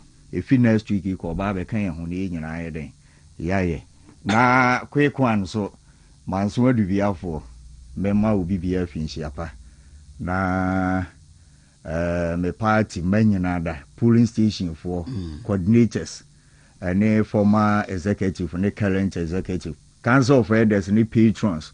And executive me chiamunina na team DMB so manzo de bi omo boy juma papa yeah for manzo de and Ramishia two young guys be ewo church yeah na me refill mudin ba kwado so no ye you see these are some of the things that otia it chills you up and then it gives you the energy to work for MPP to come back to power or say or your community police ni and no more one several times so who say oh yeah juma or campaign ma Dr. Baumi ma cry Desmond Michelle Church nra me ne onemo I think some treasurer Dominic Bunsu yeah now called that Okajom say he will choose to do Baumia's campaign no be inedi then say obejai Dr. Baumia campaign be a man appointment too yes of course ya man appointment enti wajai adwuma no abetre fie so obey Dr. Baumia omo na yi no kra yes omo inedi omo say either so obejai Dr. Baumia campaign ye no say ono opon adwuma and okwai campaign ma Dr. Baumia so why do you threaten him and you munyinedi and ampa omo inedi obi o appointment too yes ejuwe nyina be kwa atemu e be 29 and so what things them say it gives you the energy to do more ejina wo kan no manso data no so eyemia Assembly member Honorable Amponsa ono so ye polling station chairman ono ane san ye presiding member ono so gina DMB adwumam den bozo mo tuntukruma ye friend is saying top shot amone ye friend is saying Clement ade ne ye nua Pilato say plant be so top plant Debbie Pilato mo ani ade allergy ayamo ejina Sakina last no se frɛ no wan frɛ no you wan number na o ko de usa so no so boy adwuma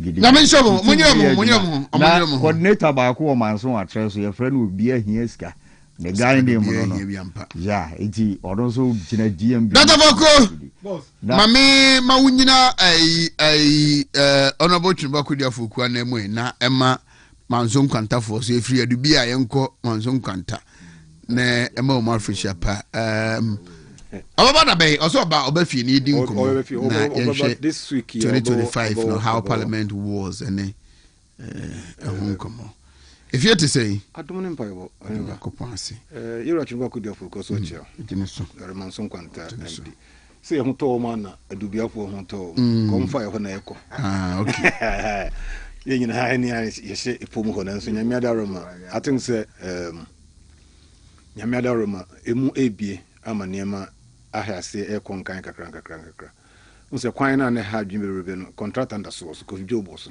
only say I think say ne sika sam ne maybe na nkoye no slow down and Joshua Ponce do frame ya kwanta ba no it ye best stress man so kwanta constituency for omunya abotre ma Iraq Bakodu afoku omo ansesi as a chairman bi o say hwan no ne nkofo tiasi mo chemo ne na se for mo it's uncalled for. They should support them, man. We executive, you don't need to show face to Obi. Say you want to unseat Obi or yeah, Juma boy, Juma come and say, Mason Quanta for in hygiene dinner. You have to support no Timinia Juma Papa, Emma party, and Munyam, Ewo, constituency. Na parliament, Uncle Busanko, Fubi to Tumrican, this phone call to Mika, Timmy Manoda, Omtipo, Nechisani upon. And yet, they Tama isem ne de ko ahobrase ni nimde ene me even you actually Bakodu afoku honorable odi nyina be wetumi aboa amane ma akoso Oheneba ayiso chiao osofo ansa mejene so papa osofo ansa afishapa mata de sofo penye owo nkwaye so otachiman potemo no I think say Christmas nyina no frɛ ebo mpai man this month there metiefo no ne mahwefo no momfa ncheme. We will do more of the upcoming presidential primaries now. We will also talk the Ghana stuff, but we will concentrate more. We are now feeling from February you are swinging into action. Yeah, Dr. Bamia John the Baptist Abba. Dr. Bamia John the Baptist. I just Samira Bamia is in town. I just Samira Okokono na wabadwaben na wababe wi e kwada so ene. That's fine. Nti this month you do more no my new more kro e dey. Anya ba omi adwuma ne eka. So ma me man ti o kan ni. O kan no otwi break. Mamenti. Yero ba omi adwuma ne kire say am pass si ade yero ba omi ase oda. Ye nyina na nem. Ye pass damma party fo nyina, MPP fo nyina, especially Ashanti region. Also da mo ase papa the way amosi aso ne mu a motene nsam na ase ono akora nyansi fo na nso de mpanimfo ne moaye no mote ase ama feedback a wonya no very positive nyankopon hira mu nyina na mo nkoso emu da chidom ono de oba said odika aka na party fo benya ahoto kakra ama nyama timi akoanim adwuma sam so de what the positive work na ba enye ayide ne bi ba ko ne de omo kan de super wan ya edika yes ha ne man da on super wan adwuma no odofo we ya buru no be ye we ya no de nchiwe na do ya yi on de ye dan mo ase super wan ye dan ase pa odika yes adwuma nti de amanfo ka kan de enye no ho asem ne ye ka the rare jobs are you about me aba also be creative e de am man musa whatever. This is the time. January. Wow, what love. And then fit. Wow, what love. There were 26 days to continue. January 31st. Wow, love was what you know. Koshemu kina nebua neme adwuma ne nkone nimma no. Na wudi na chia. Ohun kamu so da because Yerobomia he's winning. And we win we so we win 2028. E de nemapa abagana. It unity. It's all that we need. Great. How would you want the 26 days a day Nimino to be? I said a party for the comportum, your expectation ahead of the campaign, and maybe and I mean to you before may introduce you my friend and brother. Lawyer Kwabena Boateng into the discussion. Just so MP. Oheneba 26 days. 26 days. This akaiden ke betimia ke besra nka all the camps ni nyina for na aka ni nyina omo emeta Yoruba omi achi na ba omi enkone. Uhunu Lawyer Kwabena Boateng ntina okasa. So be into granting obai. So oba te de aduro de Kwabena de say me ami ne wa ko obi a obeshemo kenase ono mu nyina mo hu se de Yoruba omi ayede ne kwa ebebo nti ono so ba bebo mu kena nti enye nwanwa te amu na kwa bayi na ndiama betimi akọ but the aduro message unity obi ahwe no ankasa ntia obi kasa twitwi emboa because I don't know just after the 31st no we are going to have one MPP candidate. Absolutely. So we don't need especially Titafo ni bia presidential candidates no aspirants no asi no omo na de there 77 faso enoso. Just tell us what your candidate can do. Why you bia ka just 26 days. Policies ni be bring clear. More policies ni clear na yin hu. Ka the beauty ni say yen to 31st in no. Na 5 presidential candidates no bia policy or so de nam no. Wo kaboma na one documenter baako for the kwa ebe boama MPP ni mabenyam. So we don't need insult. We don't need no masanso strike party for say asofo for no omo shen come na se for omo njai mu bia anye ni nyamedwuma. Yeah. Nobody should criticize asofo bia mienu sunsumu ni ma yi homo mo hunu kra ate ba bi din omo nka bibia nti yesrew so asofo bi na nya ne nkomhye no wo o shen kom na ofin say emamu a what you baby go and do your work ofin say bebe mu go and do your work ba men ka sentia asofo bi men ka sentia nyameni pe bi men ka sentia kremoni pe ni bi men ka sentia osun ni biara. Sell your candidate, sell him well. Who position here, people will buy your candidate. Medasi. La Senior. Africhapa. Afi kometu ye papa. Na pum. Apumboko. Ano ma fi uzi. Look. Papa we watch papa. Wow, your friends are nearby. No see if of course. Your constituency so mu adwuma kakra.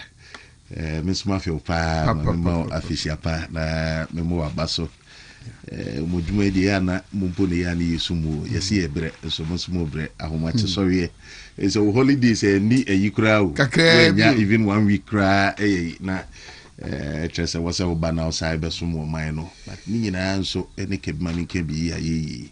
Ya mu ehunu se amanyo no ayeye ni nyina se enya that agent in the fourth realm no a ono no ji achirichiri mu amu manfo acte amamu no ayeye na se a achese de yeye bia ka wiem atmemfo no ntumi enye mu nchire mu yi ti ya na ye bo abaso eni mpanifo anu mu ye adwuma ni titiru mabai so de di kan ma menchi am regional chairman onso ndie me fani ni agorokura. And there's a reason why I'm always a Wontumi person. Me won kaye ti de bia me transe na me dwen ma brabo mu a in fact me kai joso asem kesi siye na ye to aba peni bibia you know ne tifi ni muduru eduri anopa me medu party office okra no no apake wo ho to the extent that we did when they come, or to make sure say just will retain the MPP seat. And I would never ever forget the sacrifices of regional chairman Wontumi in making sure say brand just why did na just say to true baby can you say you be lose seat na more day sa brebe kai ubi drew baby na timu say Komanu Woody no manfo no so charge against, but he had his own way of going around it. Abun say baby you know na fi the person wa achieve no watimi achieve. Nti da bia me bompaye e de mano. Bompaye de mano papa say na hoodin a wode asom party fi duduni a waye regional chairman Yankopon enkoso enhira no enkura no emaye. Titiru ne sabri ya abaya sesanti ye nimdie onam Bible kan sembi o se hwan ne betimi aka bibia ma na ye ho breku asafo urade enhye ye regional chairman no nyame ne de nenam na brabo ne impact ne bibia nyame ena chirene you know the shebre eni bebia enti aban betumi aye de opeso wo ye nipa betumi aye de opeso mo ye at the end of the day die Nyankopon aka ene bebem e wo chairman Wontumi abrabom.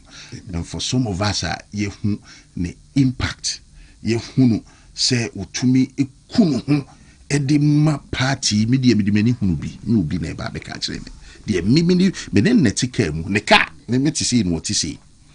I saw the energy at his age.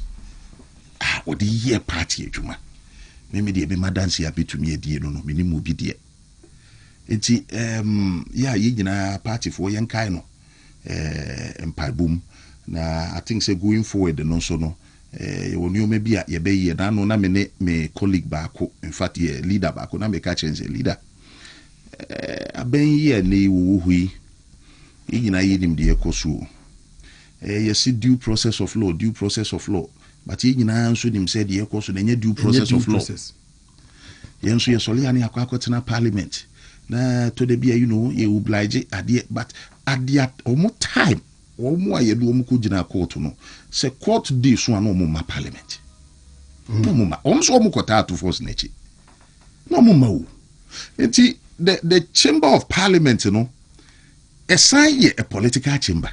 We need to remind ourselves say yes we are representatives of the people but it is also a political chamber.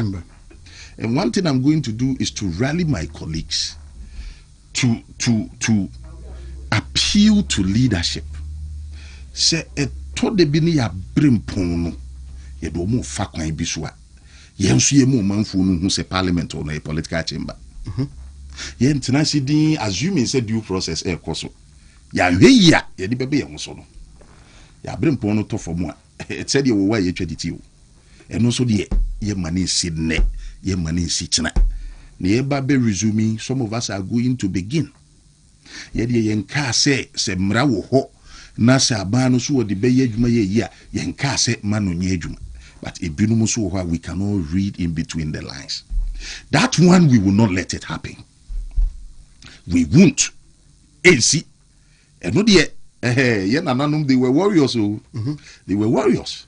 Ghana Mranya Juma, but to be able to trim posse original chairman, no, or the neighbor fat boneso. Na jay and see a bet na wah. They said, ya cratch for you beating Tim tie at Nancy Awe. Amanako so dear, they are dreaming. It won't happen. See, and no dear. And pennyfo no anya yem rantie no. We'll take it out. Yem rantie no. And I'm starting from the Ashanti caucus. Yay. You're regional chairman. Say you bru enya asem ketua ne ye kan sa no. Eti mi wura no so me na fisiapa. Right. Na ma se Nyankopon hira e de amano. Ene NPP ebusua e wo Ashanti region nyina mi nyina ho fisiapa. Ejo to say, ejo so jo. Yankopon da Roma bibia de din boko na ombom se benchiao so no you mu nyina hwe ni mu ni se bibia e pet ye dri ene abato e da ye ni mu ye beko akoto na somdwe mu na ivia ye nyina da be sa so ye gina de e wo MPP no echi na ya ye adwuma na one unique thing na e koso wo joso a nwanwan so ne se just so party no obia nya kwanya se we take the decision and no ya de ba ko a me ye imagine say in fact enye se be kra me ye imagine that should be the state of affair. So man for delegates ye koto abe homo an koto abama mi o against all odds homo an koto abama mi no makoto abama onra no enei se bi eburu betumi a kire se wu afi de wo hunu nyansa a chen wo mo sack that wo na wo be kire wo mo sesi enti me obi bia ka kire wo mo a dwato a and that is it e hona end yeah freedom yes se bi eburu nya no na mi bedi a kire gidigidi ya party no da bi dwato a in the bear one say you find some very close cronies of me. Although when baby me jina, almost say yes. And me know I'm on the TV. Me know I'm on the Didi. Me know I'm on you know. Oh yes. Ah, jina say bet me abubo bidi akyere wo. So one tia di we yasia. Na che say kebma mi kebi no. Won tiasie. Ebetimi akwa akosisi ye kwa kensie na edom ni nyina bitumi akwakodi nipa ba ko echi bia na ni ade be chiama say nipa na wu because see it doesn't happen.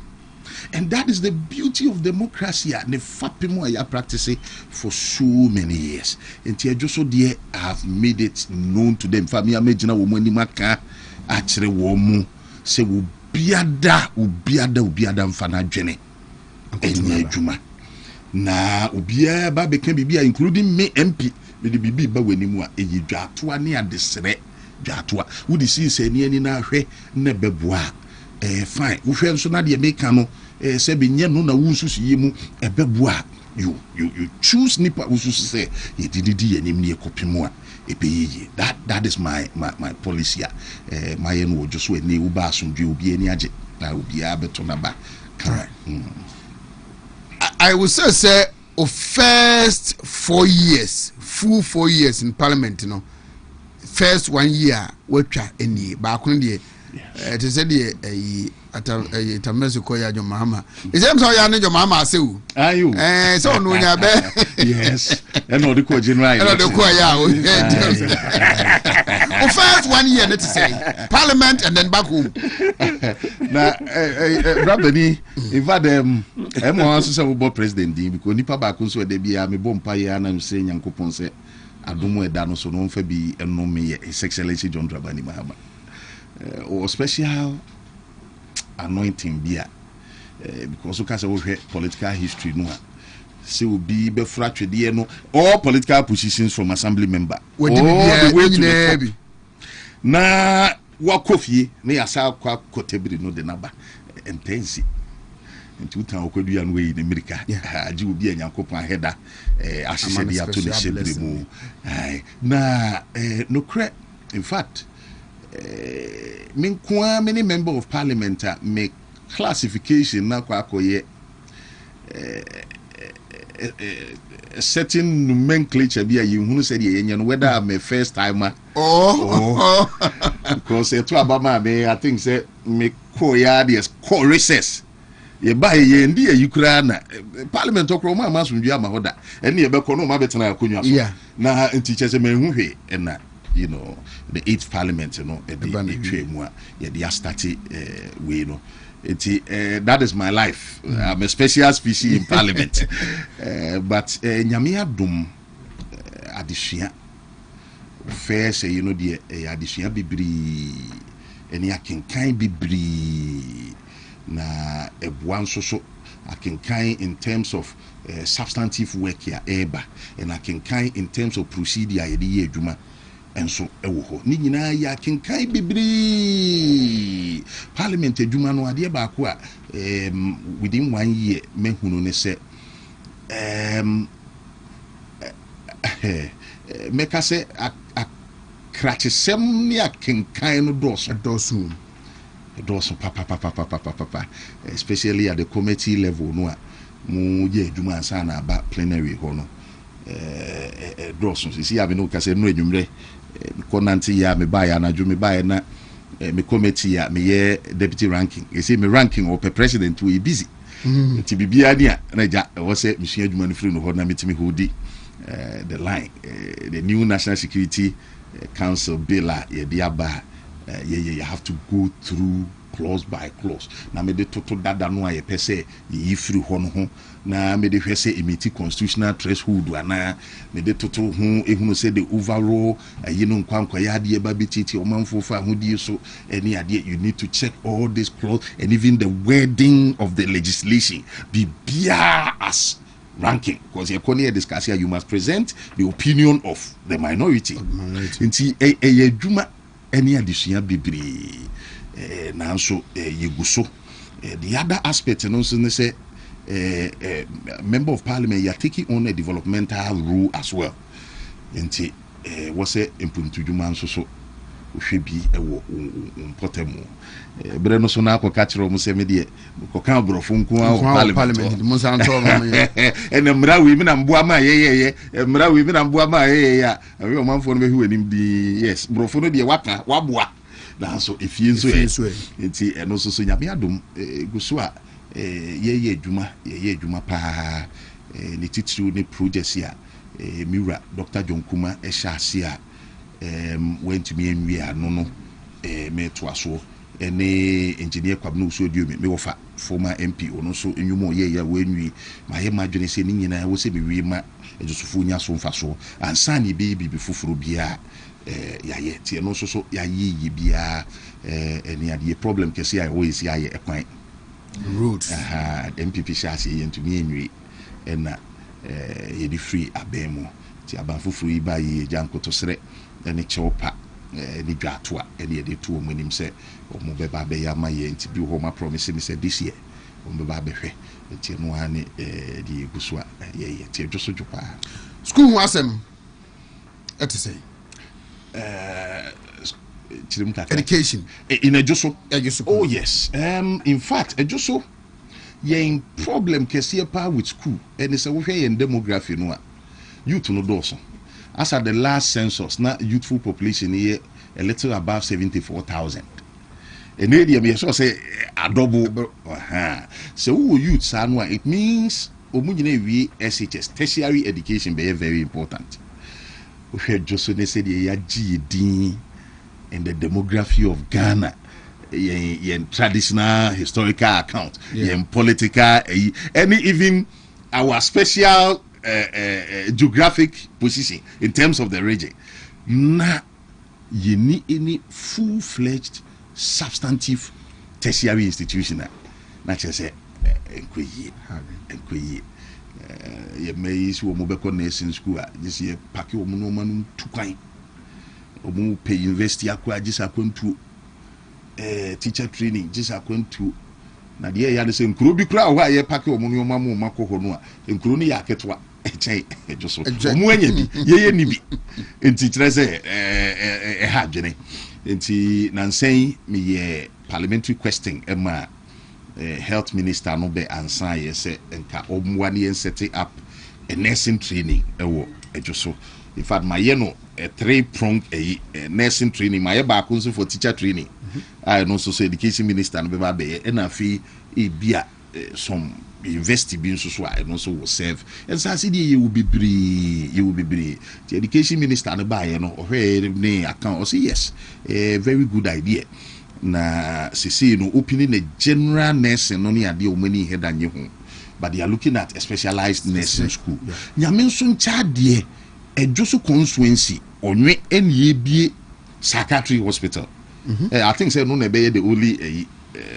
full psychiatric wa nti the account is that enkayemfa psychiatry nursing attach say dey be bitimi afidi we no nti nano regional minister eba ti promoting komo wodi to say yes what is ankomo no na omuguso a omu ho adwuma nti I'm hoping say very soon in the course of time also will come to play.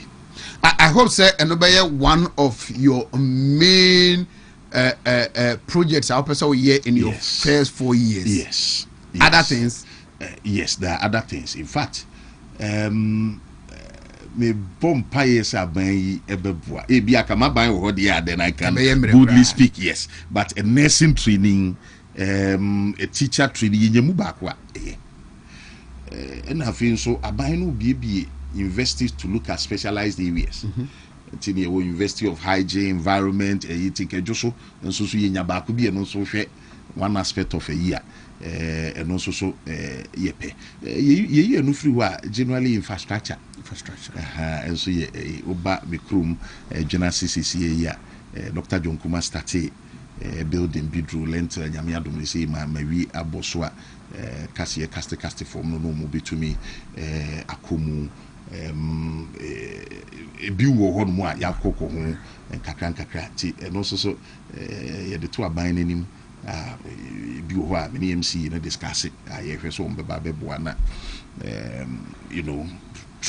sometimes how do you feel with the kind of hope na ejeso for ewo say Dr. John Kuma Edim Puntu Eba Oyamia Freemu, then when you came they have that renewed hope and unfortunately we went to the 2024 elections you lose you say no could baby bia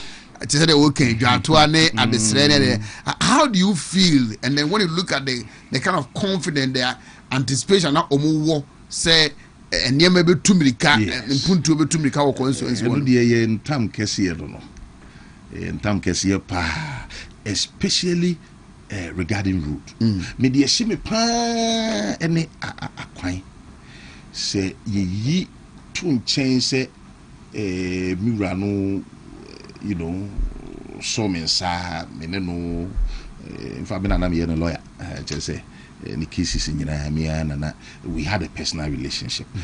Quite apart from losing him as a human being, me pan na the dreams here no wo fight just swap because there was a full asphalt a year na it was almost near completion. Yeah. And he I mean kabusu for ya but Dr. John Kuma wo ni ye papa we can't describe it. Kasabri me say ka baby enu joso ado nsa be yi say ya be futuru. You know, the see just say we have to fall back to zero. Na yedi emoto aba. How do you assess the burden a place on you? Enormous. Any me tie be kope MP na me dwene ba akoko. Metiko nyina ye dwene akire se enyago pressure no so sense of duty, sense of responsibility. Enyesie wi yenim se by elections by na constituency no nya emwapa in terms of akwan ye de no ankwa yes minim de tia yenkwa ye de no koyes but enyaba ti ye nyame pe no ye enti me so min komudi a mi die mi mfa ni agro. Every now and then me file a parliamentary question. I've given a full statement on the floor of parliament on a Joso roads and media no a capture here.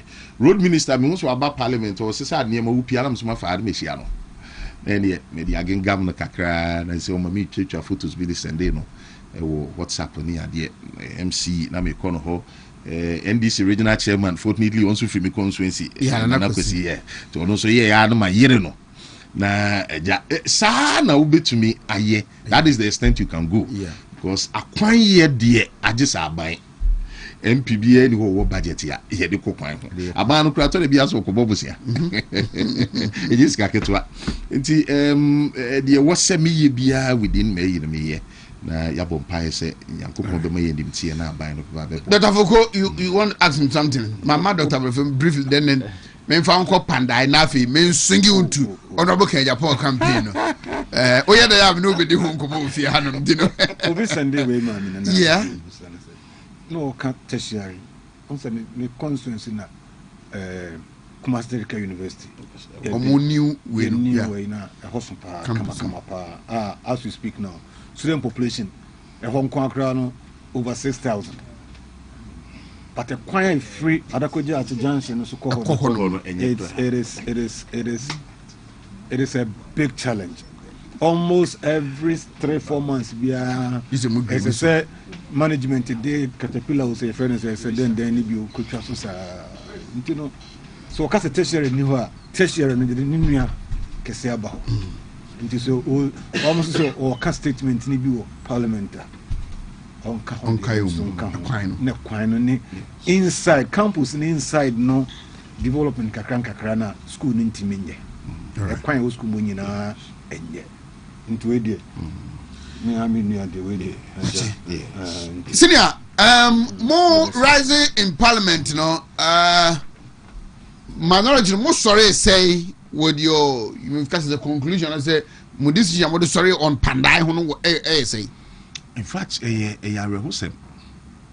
na a county na anope na meeting komo say we should begin to see the NDC differently. I think say as it stands, their intention and generally their disposition is known. It's not in doubt. Yeah. You must to me, you know.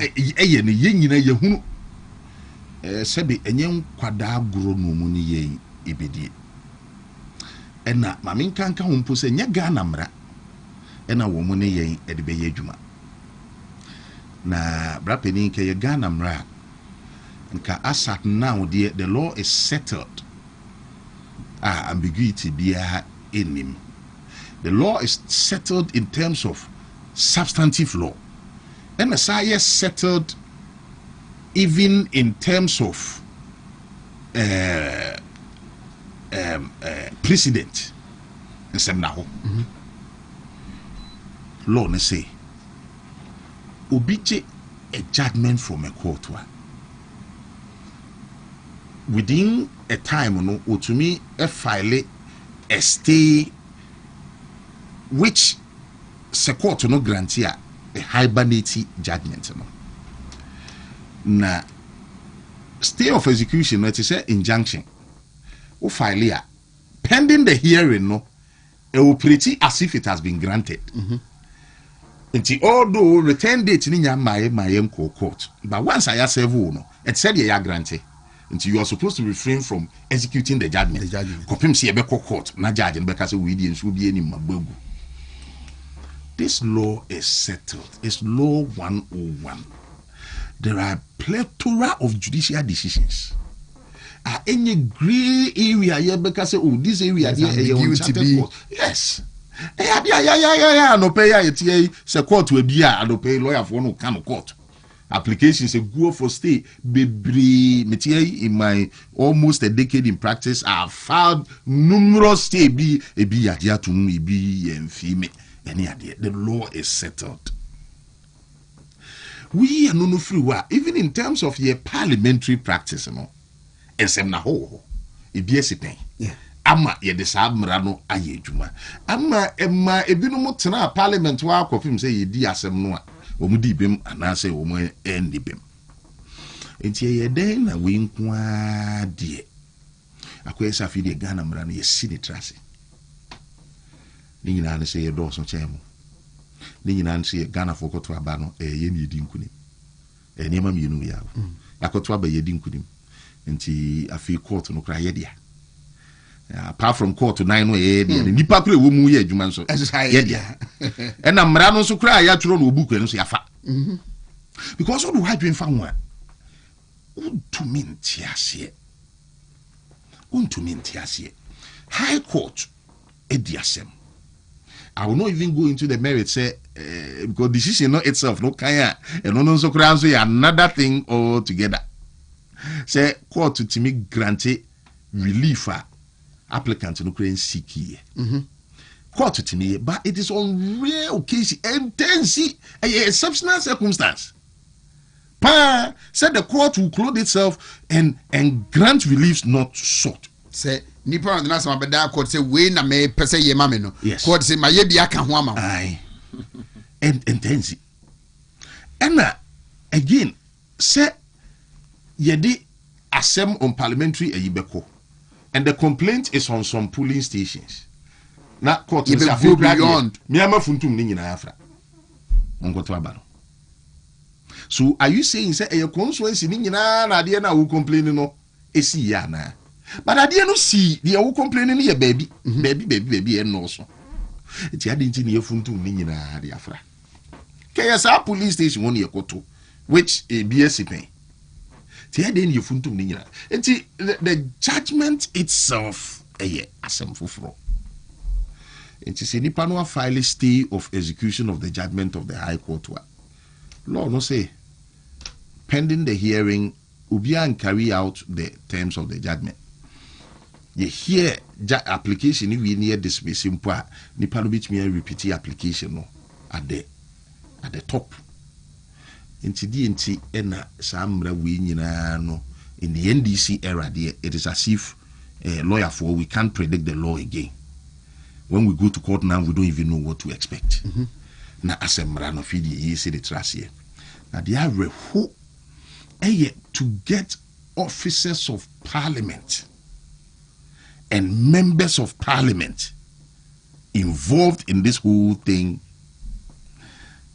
Majority leader, you know, lawyer ni ayi na ebunu wo ma emu ayenim so asua de wonim de the internet all of the sudden is as if say Ghana mrana fi ni e ba be choro foforo e can be kire yen NPP yamanyuku me de won na ya ne hia me because nipa no ye we ma hu a what it means is say wo do hu kure to Ghana mra so awe yeah, yes, and that is why I'm saying say we should begin to also see the chamber as a political chamber. Ni enso ye take political actions ewo a chamber ho see what numbers, see any numbers, we must also stand and be counted, because ya de want to mra no so a mra ya settle da obi aba law school first year kura na ya kire no ni ya kire sente sa bio nti so be file list here, we can go ahead, disregard the application. But one of the golden rule way in judicial jurisprudence say pending the hearing of application, parties are supposed to keep the status quo. And she said, we are clerk to parliament. Now we will carry out the terms of a judgment. Whilst there's an application to stay the execution of that judgment. It seems against all common sense in law. But right. So we Emma say we need to get the party ready for the next general elections. Absolutely. Na Ghana for etimi etie. Na omohunu yensem a ye ka no enyina so ewum ene amamu papa ye pese ebebu no matoba e de amaye ewuranom num na a prepare mo say party for no ntwom so tonto na yemfa franka no enhye mu ba konsa na onkoje amamu otumi ne mre wo de waka se onumunyamfo Kennedy Ohene Japan na ofri se ewo se yede ne ekro ebia na obi nte nkada nipa na want to can especially your delegate obeto abani bi no. I want to hear from you why you think you should be honorable Kennedy Japan. Okay, rapeni mama na wase na the kan me make preliminary comments we contest ni ebusuya contest. Of course. Yes. Se be ade aye ntimi amfa anye NDC for general elections no ma yemfa anye ho. Absolutely. In fact me kra no me kase NDC ni kra se be ye koto aba ye nkobo no. E na nka pese you know even NDC me kase you know yenkoye obisa eye busua. Na experience kakra menya wo to me pedie ho nie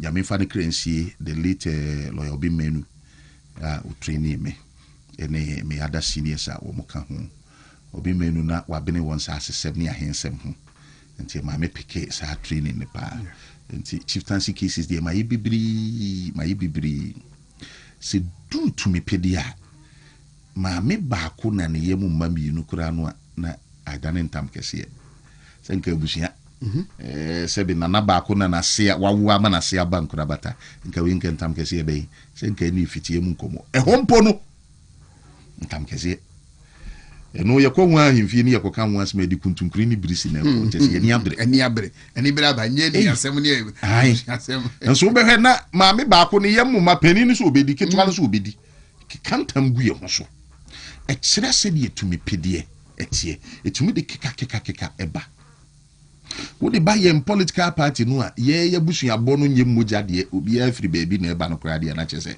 aye west na nso ebetumi ya ma na ye fe ebetumi na ewosi ye nso ehu hia se ewosi ye se wo mu ba be pidue no hohu bie nim adehye krojia wo mu nyina nso aboye ho bra wo mu nyina do mo mranti mu ahoden e de asom MPP a yenya wo mo so mfaso sebe NPP mu amanyo mu genuinely yeni ebo fanda de fon me twen ahensem manso na de ba kwa meti wo mu no wo ba kache lawyer busua wo mu di bi enye yi o ebo fanda de fa e kasa akere wa na ye be pai wo firi agonwa no mu se wo da busua na bezo hu se busua na adam na busua pa wo da mu a wo di akonwa to akopri bi ne you know in politics ebo fanda de fa bi enim yinyina ye ebusua because we yes okopai obi afiri nwa nye nipa no nwa na wo pai no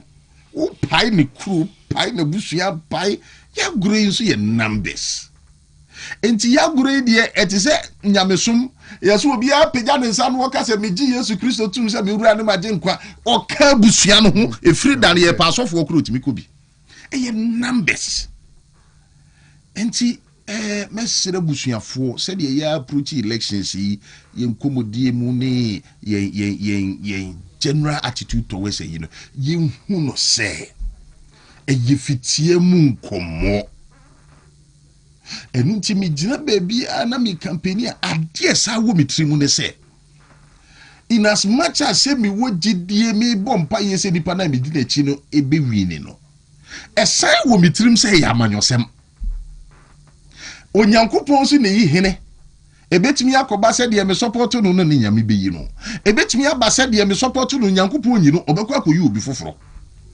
eti se me campaign na ma me kasa ho ante na se be me kan nsem ensem fata fa obi ho na ekowie no ono na nyame ayi no ono na party fo no ayi no mikro ya brapeni betimi abetena wanim no ma ba beton se edipa no me so quite apart from say me a member of parliament, me say a party communicator.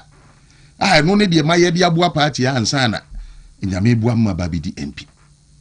Enti ehemitirim. Sa na wo so obi aye no say wo campaign a fa hye wo tirim say tefra hwe ase embutu a ebedane.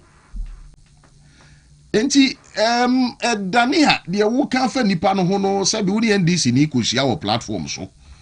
Na obotere wa who betumi dey defend who candidate no going into general elections it ma desre dia me dey to party hia me chei bibia da san komo amedi me kura amenya ade ba kwa nke ha me ne senka presidential primaries ye kwa campaign no anka enkomo ekoso oni kwa so senka e ba social media and minim kwan e betuma fa so aye sa ade I don't know because san komo no shouldn't even come out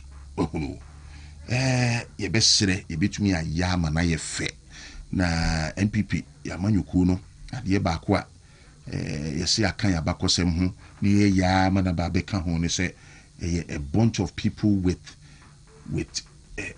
overbloated ambition ya kan sa ade na fa ye ho afra bakosem mu you know you say in NPP when you tell them to form a line, everybody starts a line.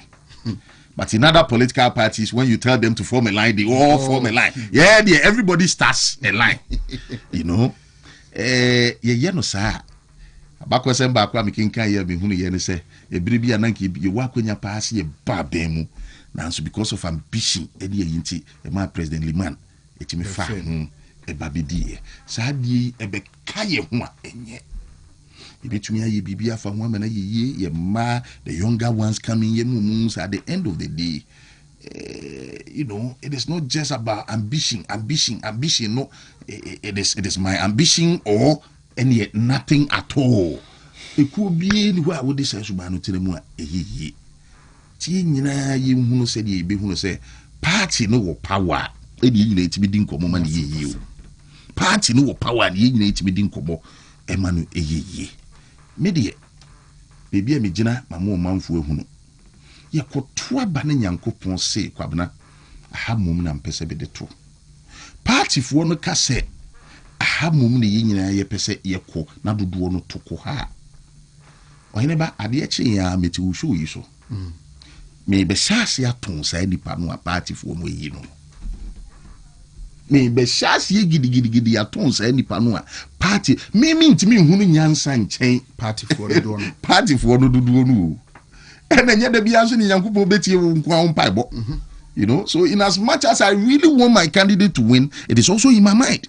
So at the end of the day, why not me edi to me obukwa asafo urade ma ho kwan yankupo yi wi a hey ye that so that stage is wiped out.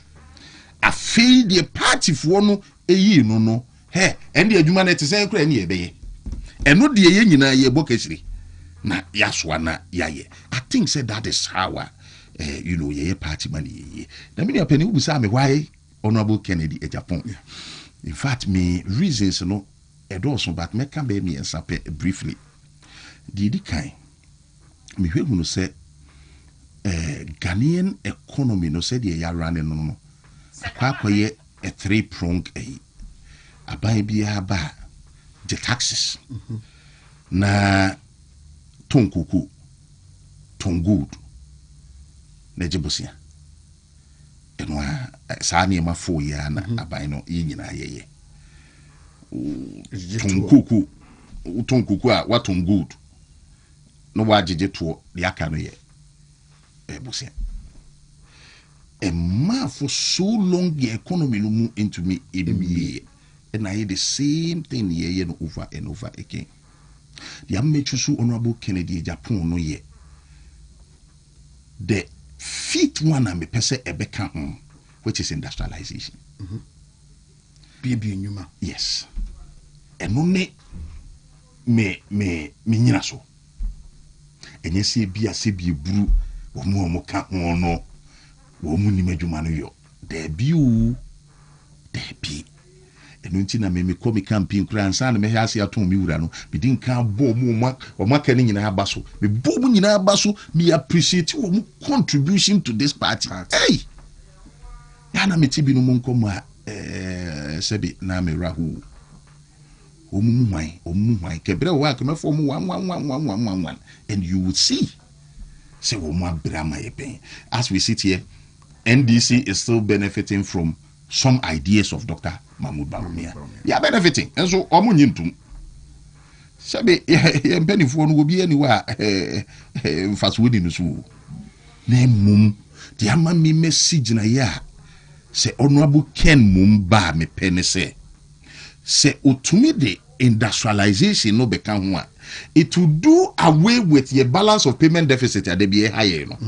A better solve some monetary problems no aye wo no e be say you loan na free ho busia bi wo kra ehun hia nansi na mu say bayere a say wo Ghana ha no over $300 and something million worth of bayere and it is in literature bayere say nkwa because yentimi ntwitwa bayere nansi na mu say technology no mu di twitwa eyema yetumi bayere no tumi che ene niema yetumi de bayere no yanke beboa ye nka ense isa eno aye call campaign na ohima bi do aburu wo adwura osi aburu wo do free last year ni nyina da so gu apata so this year dia beka ho ye nto aburu so niema ye de ye pa oil ene ade ye de ye yi serious ne ade nyina abrofu aburu ya no mo de ye ye buru gu pataso because the work ka banku ama school for nko da no meto eburu no say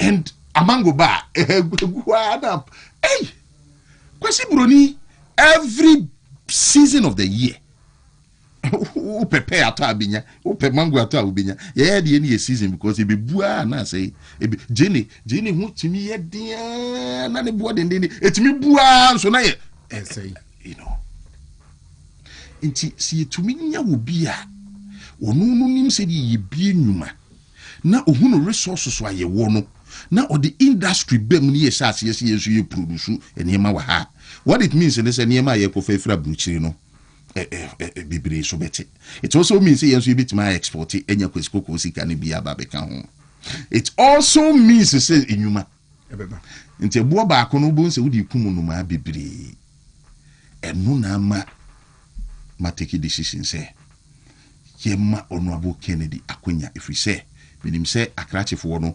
enwuma bie no eye skill a ebinum yankopon de dom binum ye obinum wo hora onu school no kura wanko no bebiri ba say adwuma bie pa na yi obebie nya no ho say tam enso ya akrachefo yi a ya draw all business models nyina atwa wiase ho ahie wo ka se yenko bie adwuma na ayede ama ye yankopon de dom binum timi susu se Honorable Ken you obi enyankopon adom no saa achede no a obetumi ebie enwuma na ade ba ko so obehu ni se nani bo asase bia so ohunu de ebetumi di asase no aye ai na nse ne ye nam na dua bia se efe no pop esisi wo bebere ekra de ehu ane ye ka se enkran de dua se enye nkran de dua efe no pop won na ekre se no de ye de tissue ene A4 sheets ni ade ni nyina ekokra fi obi man so obrikua ukọ sechiafran plains a esakwan no bebre ufatechima kwan so a esakwan no bebre ti ye bre yi ayaba bedru I think say hia wo bia na ni bo asase bia so hu se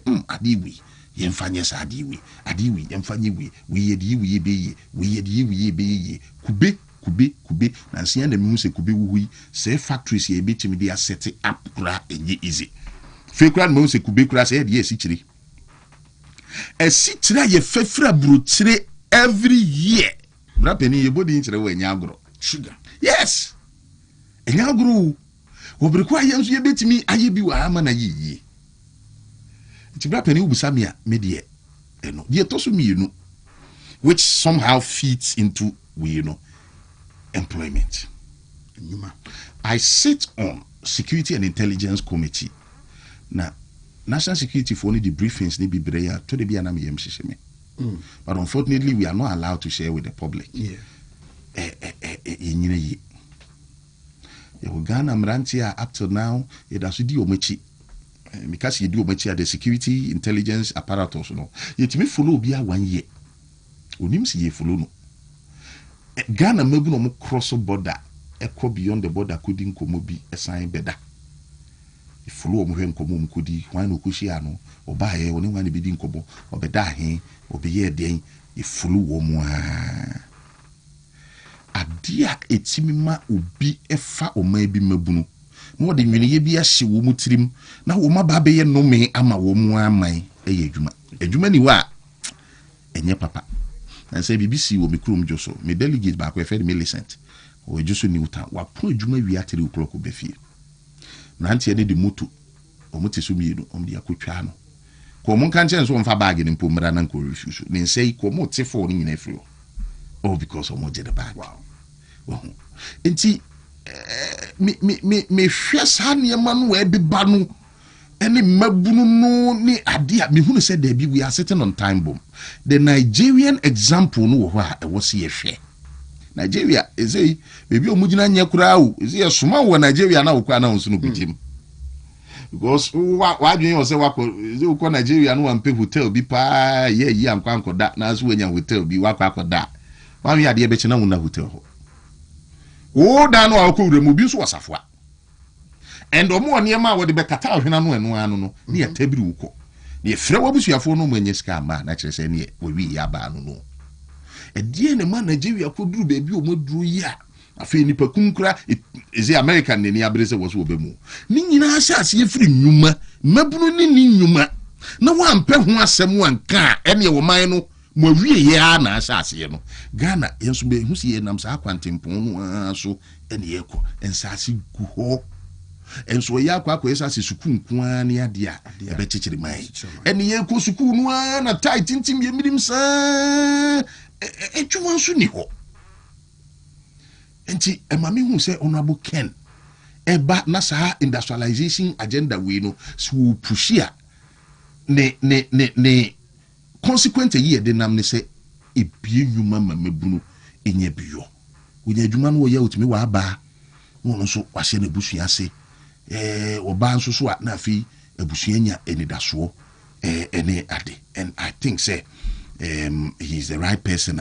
obi to me ayesa ade no eyi pa edi amaye na de toso mi ensa meka discipline and in governance nyankopon ache ye bibia ade ba ko akapa de so obi a utimi crack whip no na din sure when you can say you got it wrong. Yes, it's difficult. It's very difficult, especially amemunu ayeye no. MP crowds will be the MP a. Nkofo wo hi omumu apa ansa no wetimi abedi no. It's easy. Non-campus mampeni. The money you need to become a president, you owe so many people. Yeah, no problem. No. What Nkofo mo na dia begina baby a wogina nti wo di obi aka. Nti the obi a no forced to do what you're not supposed to do. Kano edin.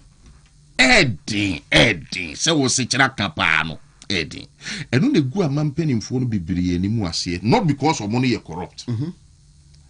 But Bekacho said, Mr. President, Papa, and the contract. They have to appreciate their helpers. Yes, on the boy, you, on the my Skako campaign, when you say, or no, so now, semi Yakofanos Waba, Obedaka.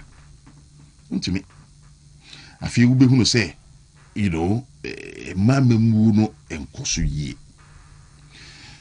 Here will be a. And also, I think, say, a Achedi and Yankupon de Mabinum. on found was saying rat would now say yes is getting at the breno and ne so we are the views to say ya or mount 2 night for a while I catch you.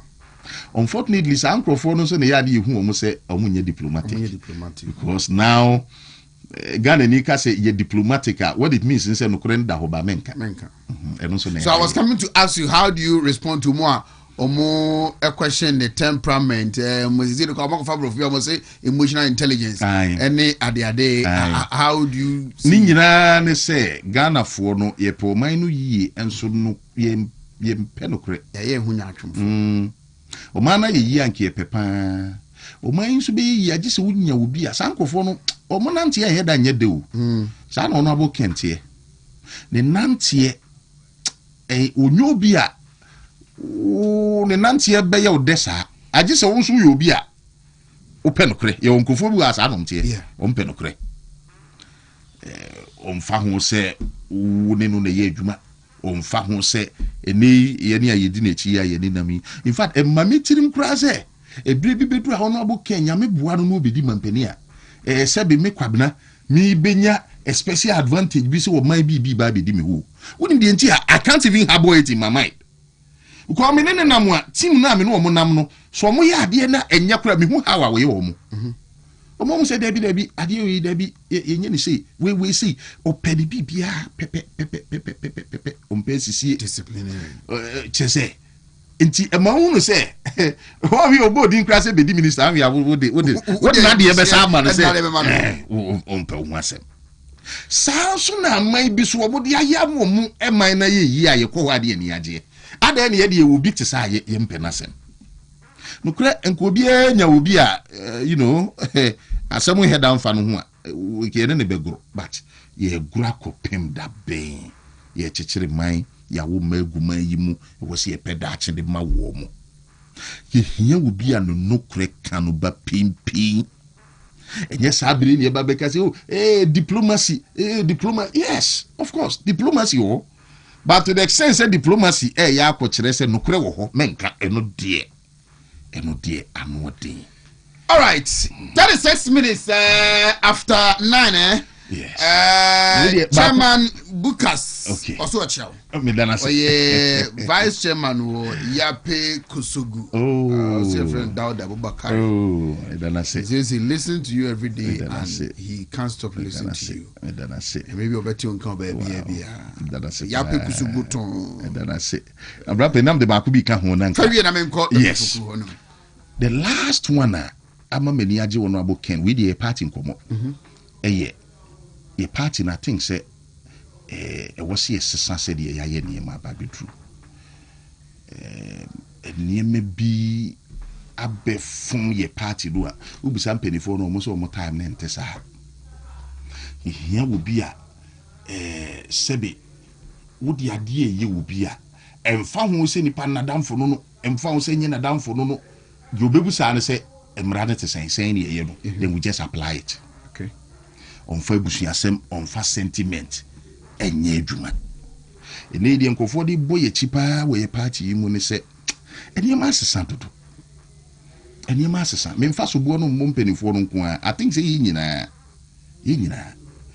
kakra me di meni ehuno and I'll give you example Oheneba will show you so would him say for a long time before answer na me be MP na me second vice na me ba have communicating my party at the point in time I became the busiest communicator me ko eyi answer na no pa makokot me ewia me ko answer na enwumre me de akwa wie ida boho biu ana say eyi Kesmen ho answer na mapon akofie sa consistently for years just wa kunya to ya me ko pribi yesi party na yi candidate yesi party no yi na candidate e bi amfa e bia pani bia say penifo no party ni say omo yi omo candidate you and up till now I don't know what that means say obatan na kunya to na wo ma kwa akopre yesi party na yi ne de na it was you. Yes, and against the host, the others against the party. Yes, party na eyi ni candidate. nti wono na obia in fact wono so ne yesise sika edema enipa baako. So I had nothing.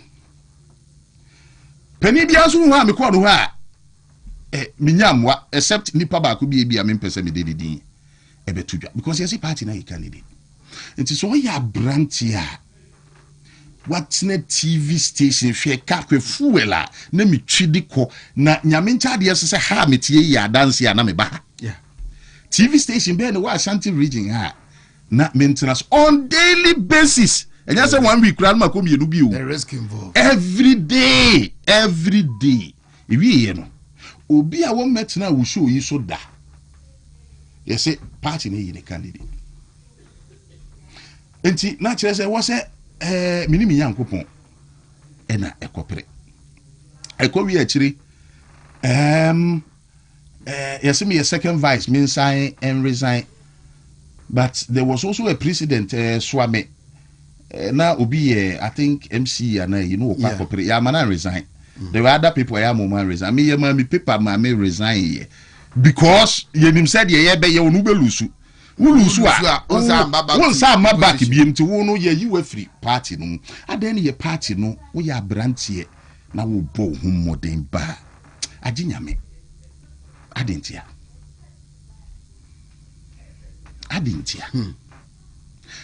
Oheneba see anhwe na yenya a system wa enti na maburu nya do mani a kire ndisi because ebidum hwe kwabna pa ye hwe kwabna wo TV so said ya branchie de ne time atowo MPP adwuma adwuso mabunu ebinum that time me di me lawyer nkakra sebe na party no ho be ya akono nti masse so makogu university me na mti o school fees bepem ne o munwie me anam dan so tua na bredru ya see party no support with you and truly empanimfo nyina da party ni nyina da kotai nipa baako echi with sika kese ya minti mudi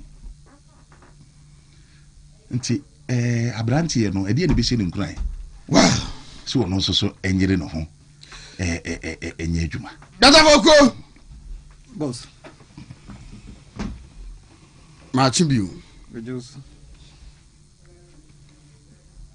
you believe in Dr. Baumia say onona yemfa nko reasons are combined my doesn't it convince you? It convince me papa say area can bet me an integral part so far as the governance is concerned. Because governance no amemu no enye baako for ne buman enye baako for ideas in the buman. And to say, if you have ideas so far as job creation and industrialization, a concern, I don't want to be the leader of the country. Business people crowd on the ideas and the models almost you know. Most of the time, wow, we need and crowd in town for uncle. You know, only the very good say, Obeba Iraba, me beer. Say industrialization aspect and was with my play role now. That won't be fine. But whenever when it comes to job creation, it's not about say or sit down and say what be a factory now fanko for Juma. It's about policies in the team de Jumani be braver. Single policy per crowd the buy no create jobs about 1 million. To meaning say Onya akonya share policies be brave na se for woman akonya it will create a lot of jobs because say mobile money interoperability nko ati be ma any banking house enye chuk se first ni biom but mobile money for omo multi-sense ka won chain ejuma no nko a create no eye enormous plenty mobile money interoperability na ultimate is free MTN, they call Vodafone, the free alcohol and that one has created a lot. Digitization agenda no they ban. But we are Yoruba, we are they ban. And they are creative, and now you are to Miss Mania, move to the White Bro. Will be birthday cry, don't go there. It has created a lot of jobs for some people. And no been MP NDC for about 2 years. They jumped onto it. And that is what is helping them. The gold for oil. Now policy or the buyer almost 30 years Fufi Antuata.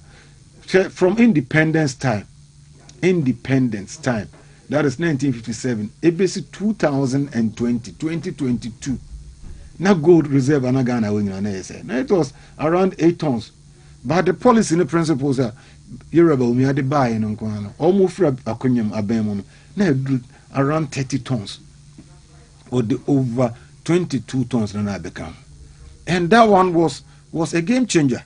And no nabwa friend say amamua ecosystem ama dollar and so for anyway. Could believe that inflation or this side way by inflation to me move from 50-something%, it buy be do 22-24%. Dollar, it never be 20, no, it be frabemon. Now it was just about 14-point-something%, like 14-point-something per cedi, or to cedi, $2. And all these things, you know, and the principle and the policies or the buy. You know, a memoir is a collective responsibility, a collectiveness. It is Yoruba, me on your not going to say, Onunkwa say, Oba, you'll be jack of all trades. No. That is why he's preaching unity. Everybody, even if you're not a party member, now good ideas. That's why he's very humble. He will take all your ideas. Why, as a personal one in the governance, you come and then you assist and things move on. You understand what I'm trying to say? The temperament in BBA is very, very, very accommodative. Yeah? If you don't take care, you get to be an BBI, which is very good. BBI industrialization. But I tell you, the temperaments. I tell you, the accommodativeness. Trump is here. America fully benign hope, but look at say, yeah, Trump, we a businessman, the cook in the boss, we beat in the country. What they look playing as if we in our channel. Ampa, I channel didn't need the ampa, show boy. Why are dear? But you sure say, Emremuno, Sana say, Quana. So, person who stop drugs, say, Emba Ukruma. Ye far elupe the Kobe Bukochi or Mampenasi fooling. Is that what we are looking out for? And now, some of your modeler, Super one, a usuna. Also, creative jobs. I'm not doing this info. Obia, sorry, say me bo. Yeah. Or the 4, over 1 day. Obi kosunya juma 3 years. Ba on was the 1 day no food day. Wa kire wadwuma no nyina bi. Ye rakin, e betumi amana boa na obi oka ayi ho. Super one model ni bi no so de aboa aban ata aban na chi. Oh, na so the time Yoruba mi aba na the time na chi. Nso na modofo umra ye timi de sa pop we ye paper, toilet paper, e betumi de aye. Na aboa na etwitwa na de aye toilet paper na de aye. If or sheet, e betumi aboa mi de bofre aya enwo. Abenkwan no one so aboa no de nem. If I'm friend abenkwan. But friend ko abenkwan. Na so won ko be ya. Bofre de abenkwan. Kapozi de bofre abenkwan. De abenkwan. O pese de pa de bofre tum. Oba wo foforo na pese ne yem krugu no tumi regimentam. O ti bofre tum na kontem. Nti sa ne man nyina no. So you need somebody who the man Yewra Kufo na memo ye we enkoy no. Yewra Kufo was very accommodative. Ideas be a free baby banyina no deba. He baby nana do kofa we buy aduchum na aduchum. Yeah, now you're educating people be one our hase be ba ohun say o sessional we say or the baby boy or buy or near Matthew prempe a so education mon. Up till now and this phone and education we na say. Baby all level we could do it. It no ampa say nam ka say nipa 5 na air contest ni nyina they are all valuable omumu yedu ebeboa yenyamu bi ebetumi aboa but for now the Ghana for reduction beto Obama no ama MPP etimi nya akonya no de I think say Baumia stand tall he stand tall and the rest no can come and support him but on a likely event whoever wins all the rest should rally behind whoever wins. But per what we know, per what is going on there, our advice is almost everybody should come and join the winning team. And the winning team is Europe. Abani nyantu Europe who winning team. Oh, master. Said the Ghana for open no moko to man. And so the people should come. Honorable to hear or no winning. You know. Some wa can say we are the Padolo Becano. Oh, no, I like it so much. And yet, platform we no platform to so and I know what it stands for. And what kind of cray? Only say na ebi wa kudu baabi na akodi baabi akyia akoy so don sa akoto abrewa aduane is it one abrewa asanya min kafe Ede obedi ba lawyer menim de obeka twetwe na be mafuku Dr. Fuku fa yen so na couple umra beda do kase na emse komo ba konso a about this temperament you know discussion see medium susu senko bi a the temperament enye yi obi a okone yere ho ka be he no obi akoche ya na yere o se ade na ache ya me yere ache na wunyi nsem firi ne nsem wakobunu sumto ana ibi a be ma bi a wa be wure ni fie be pe ne baga bi no wa twetuo ade na wo be pe me ba aha no de sano ana obi a bi a na djua bi adwuma no obi wi asika wa adwuma mu ho no wa twetuo ade na bi adwuma na wi ame papa ya ye ken onko ne yere ho da onko ne ba ho da onko ne adwuma ho da yenti se ne japade ukura obi fa mo ne na kokon da entokwa bia ye de ka the temperament asem no esa ye party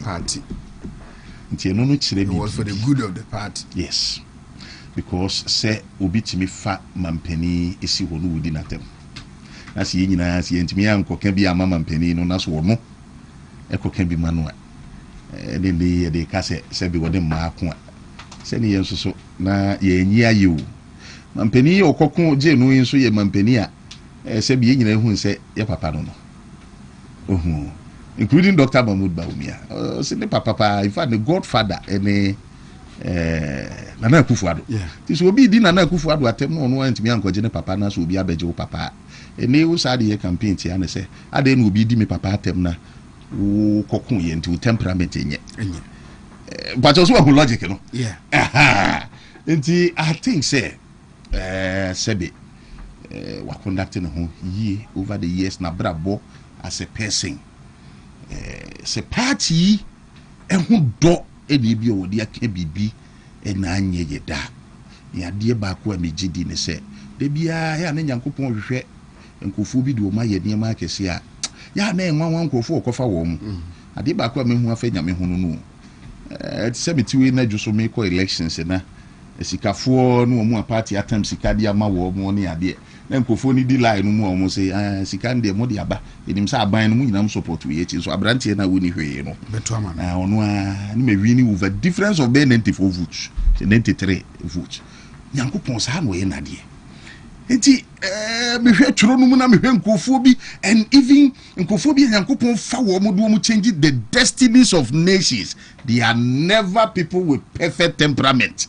Never Bible mu never Moses woni abotre baako na ko bi no uni akwa no akobu nipa no ko mu asie no wanwem obi no uni akwa keke woni abotre na kamde kamnim se Aaron mum na onde no wodwo nso Nyankopon asoma Aaron osi Moses wo anmemu akwakoji Israel for no and on David onkwa de na bra body na kire se enkoyi timi kum obi ekunu wa fa na yire aka ho eko wie hwe se de Nyankopon describe no was David is a man after my own heart. Paul so better than Paul ku agidifo Nyankopon de saka no kura wo suma adifo bi so nkobom pai was papa we na asime nko no ho no Nyankopon se ko bom pai man wa enei the gospel, the mysteries of gospel, the mysteries of salvation and Paul so ene baye enti ya na sa na Nyankopon okay na point here ohunu emaminya gidie se honorable Ken ade a yehu ne say any weakness no who knows bia no kra ni Nyankopon that element no enu here ede na ma ye pe Rollins asemu and Rollins kagana emrama no ho kwan se nko sa pribie mu a ena nko nwu ya bia sa bre nyanke ntimi ntu no because sa charisma no ne sa discipline yi no na manfo hu ne say ujafo de was you ujafo de ena Ghana for the penasema no de to abama no me da say lawyer Kwabena Boateng Ejuso MP Dr. Solomon Kwati Foko and then Chairman Kofi Echampon doc yansor ni yanko na sports for no let me say card the all go and catalyst any election and election Ghana for obi a or Nakuma Dafo. Tina Tames will be president. Tina Tames will be president. Moses Tiatin, when I go for Kenya Kra, anyway, Namia Etna, Yababa, Abetu also.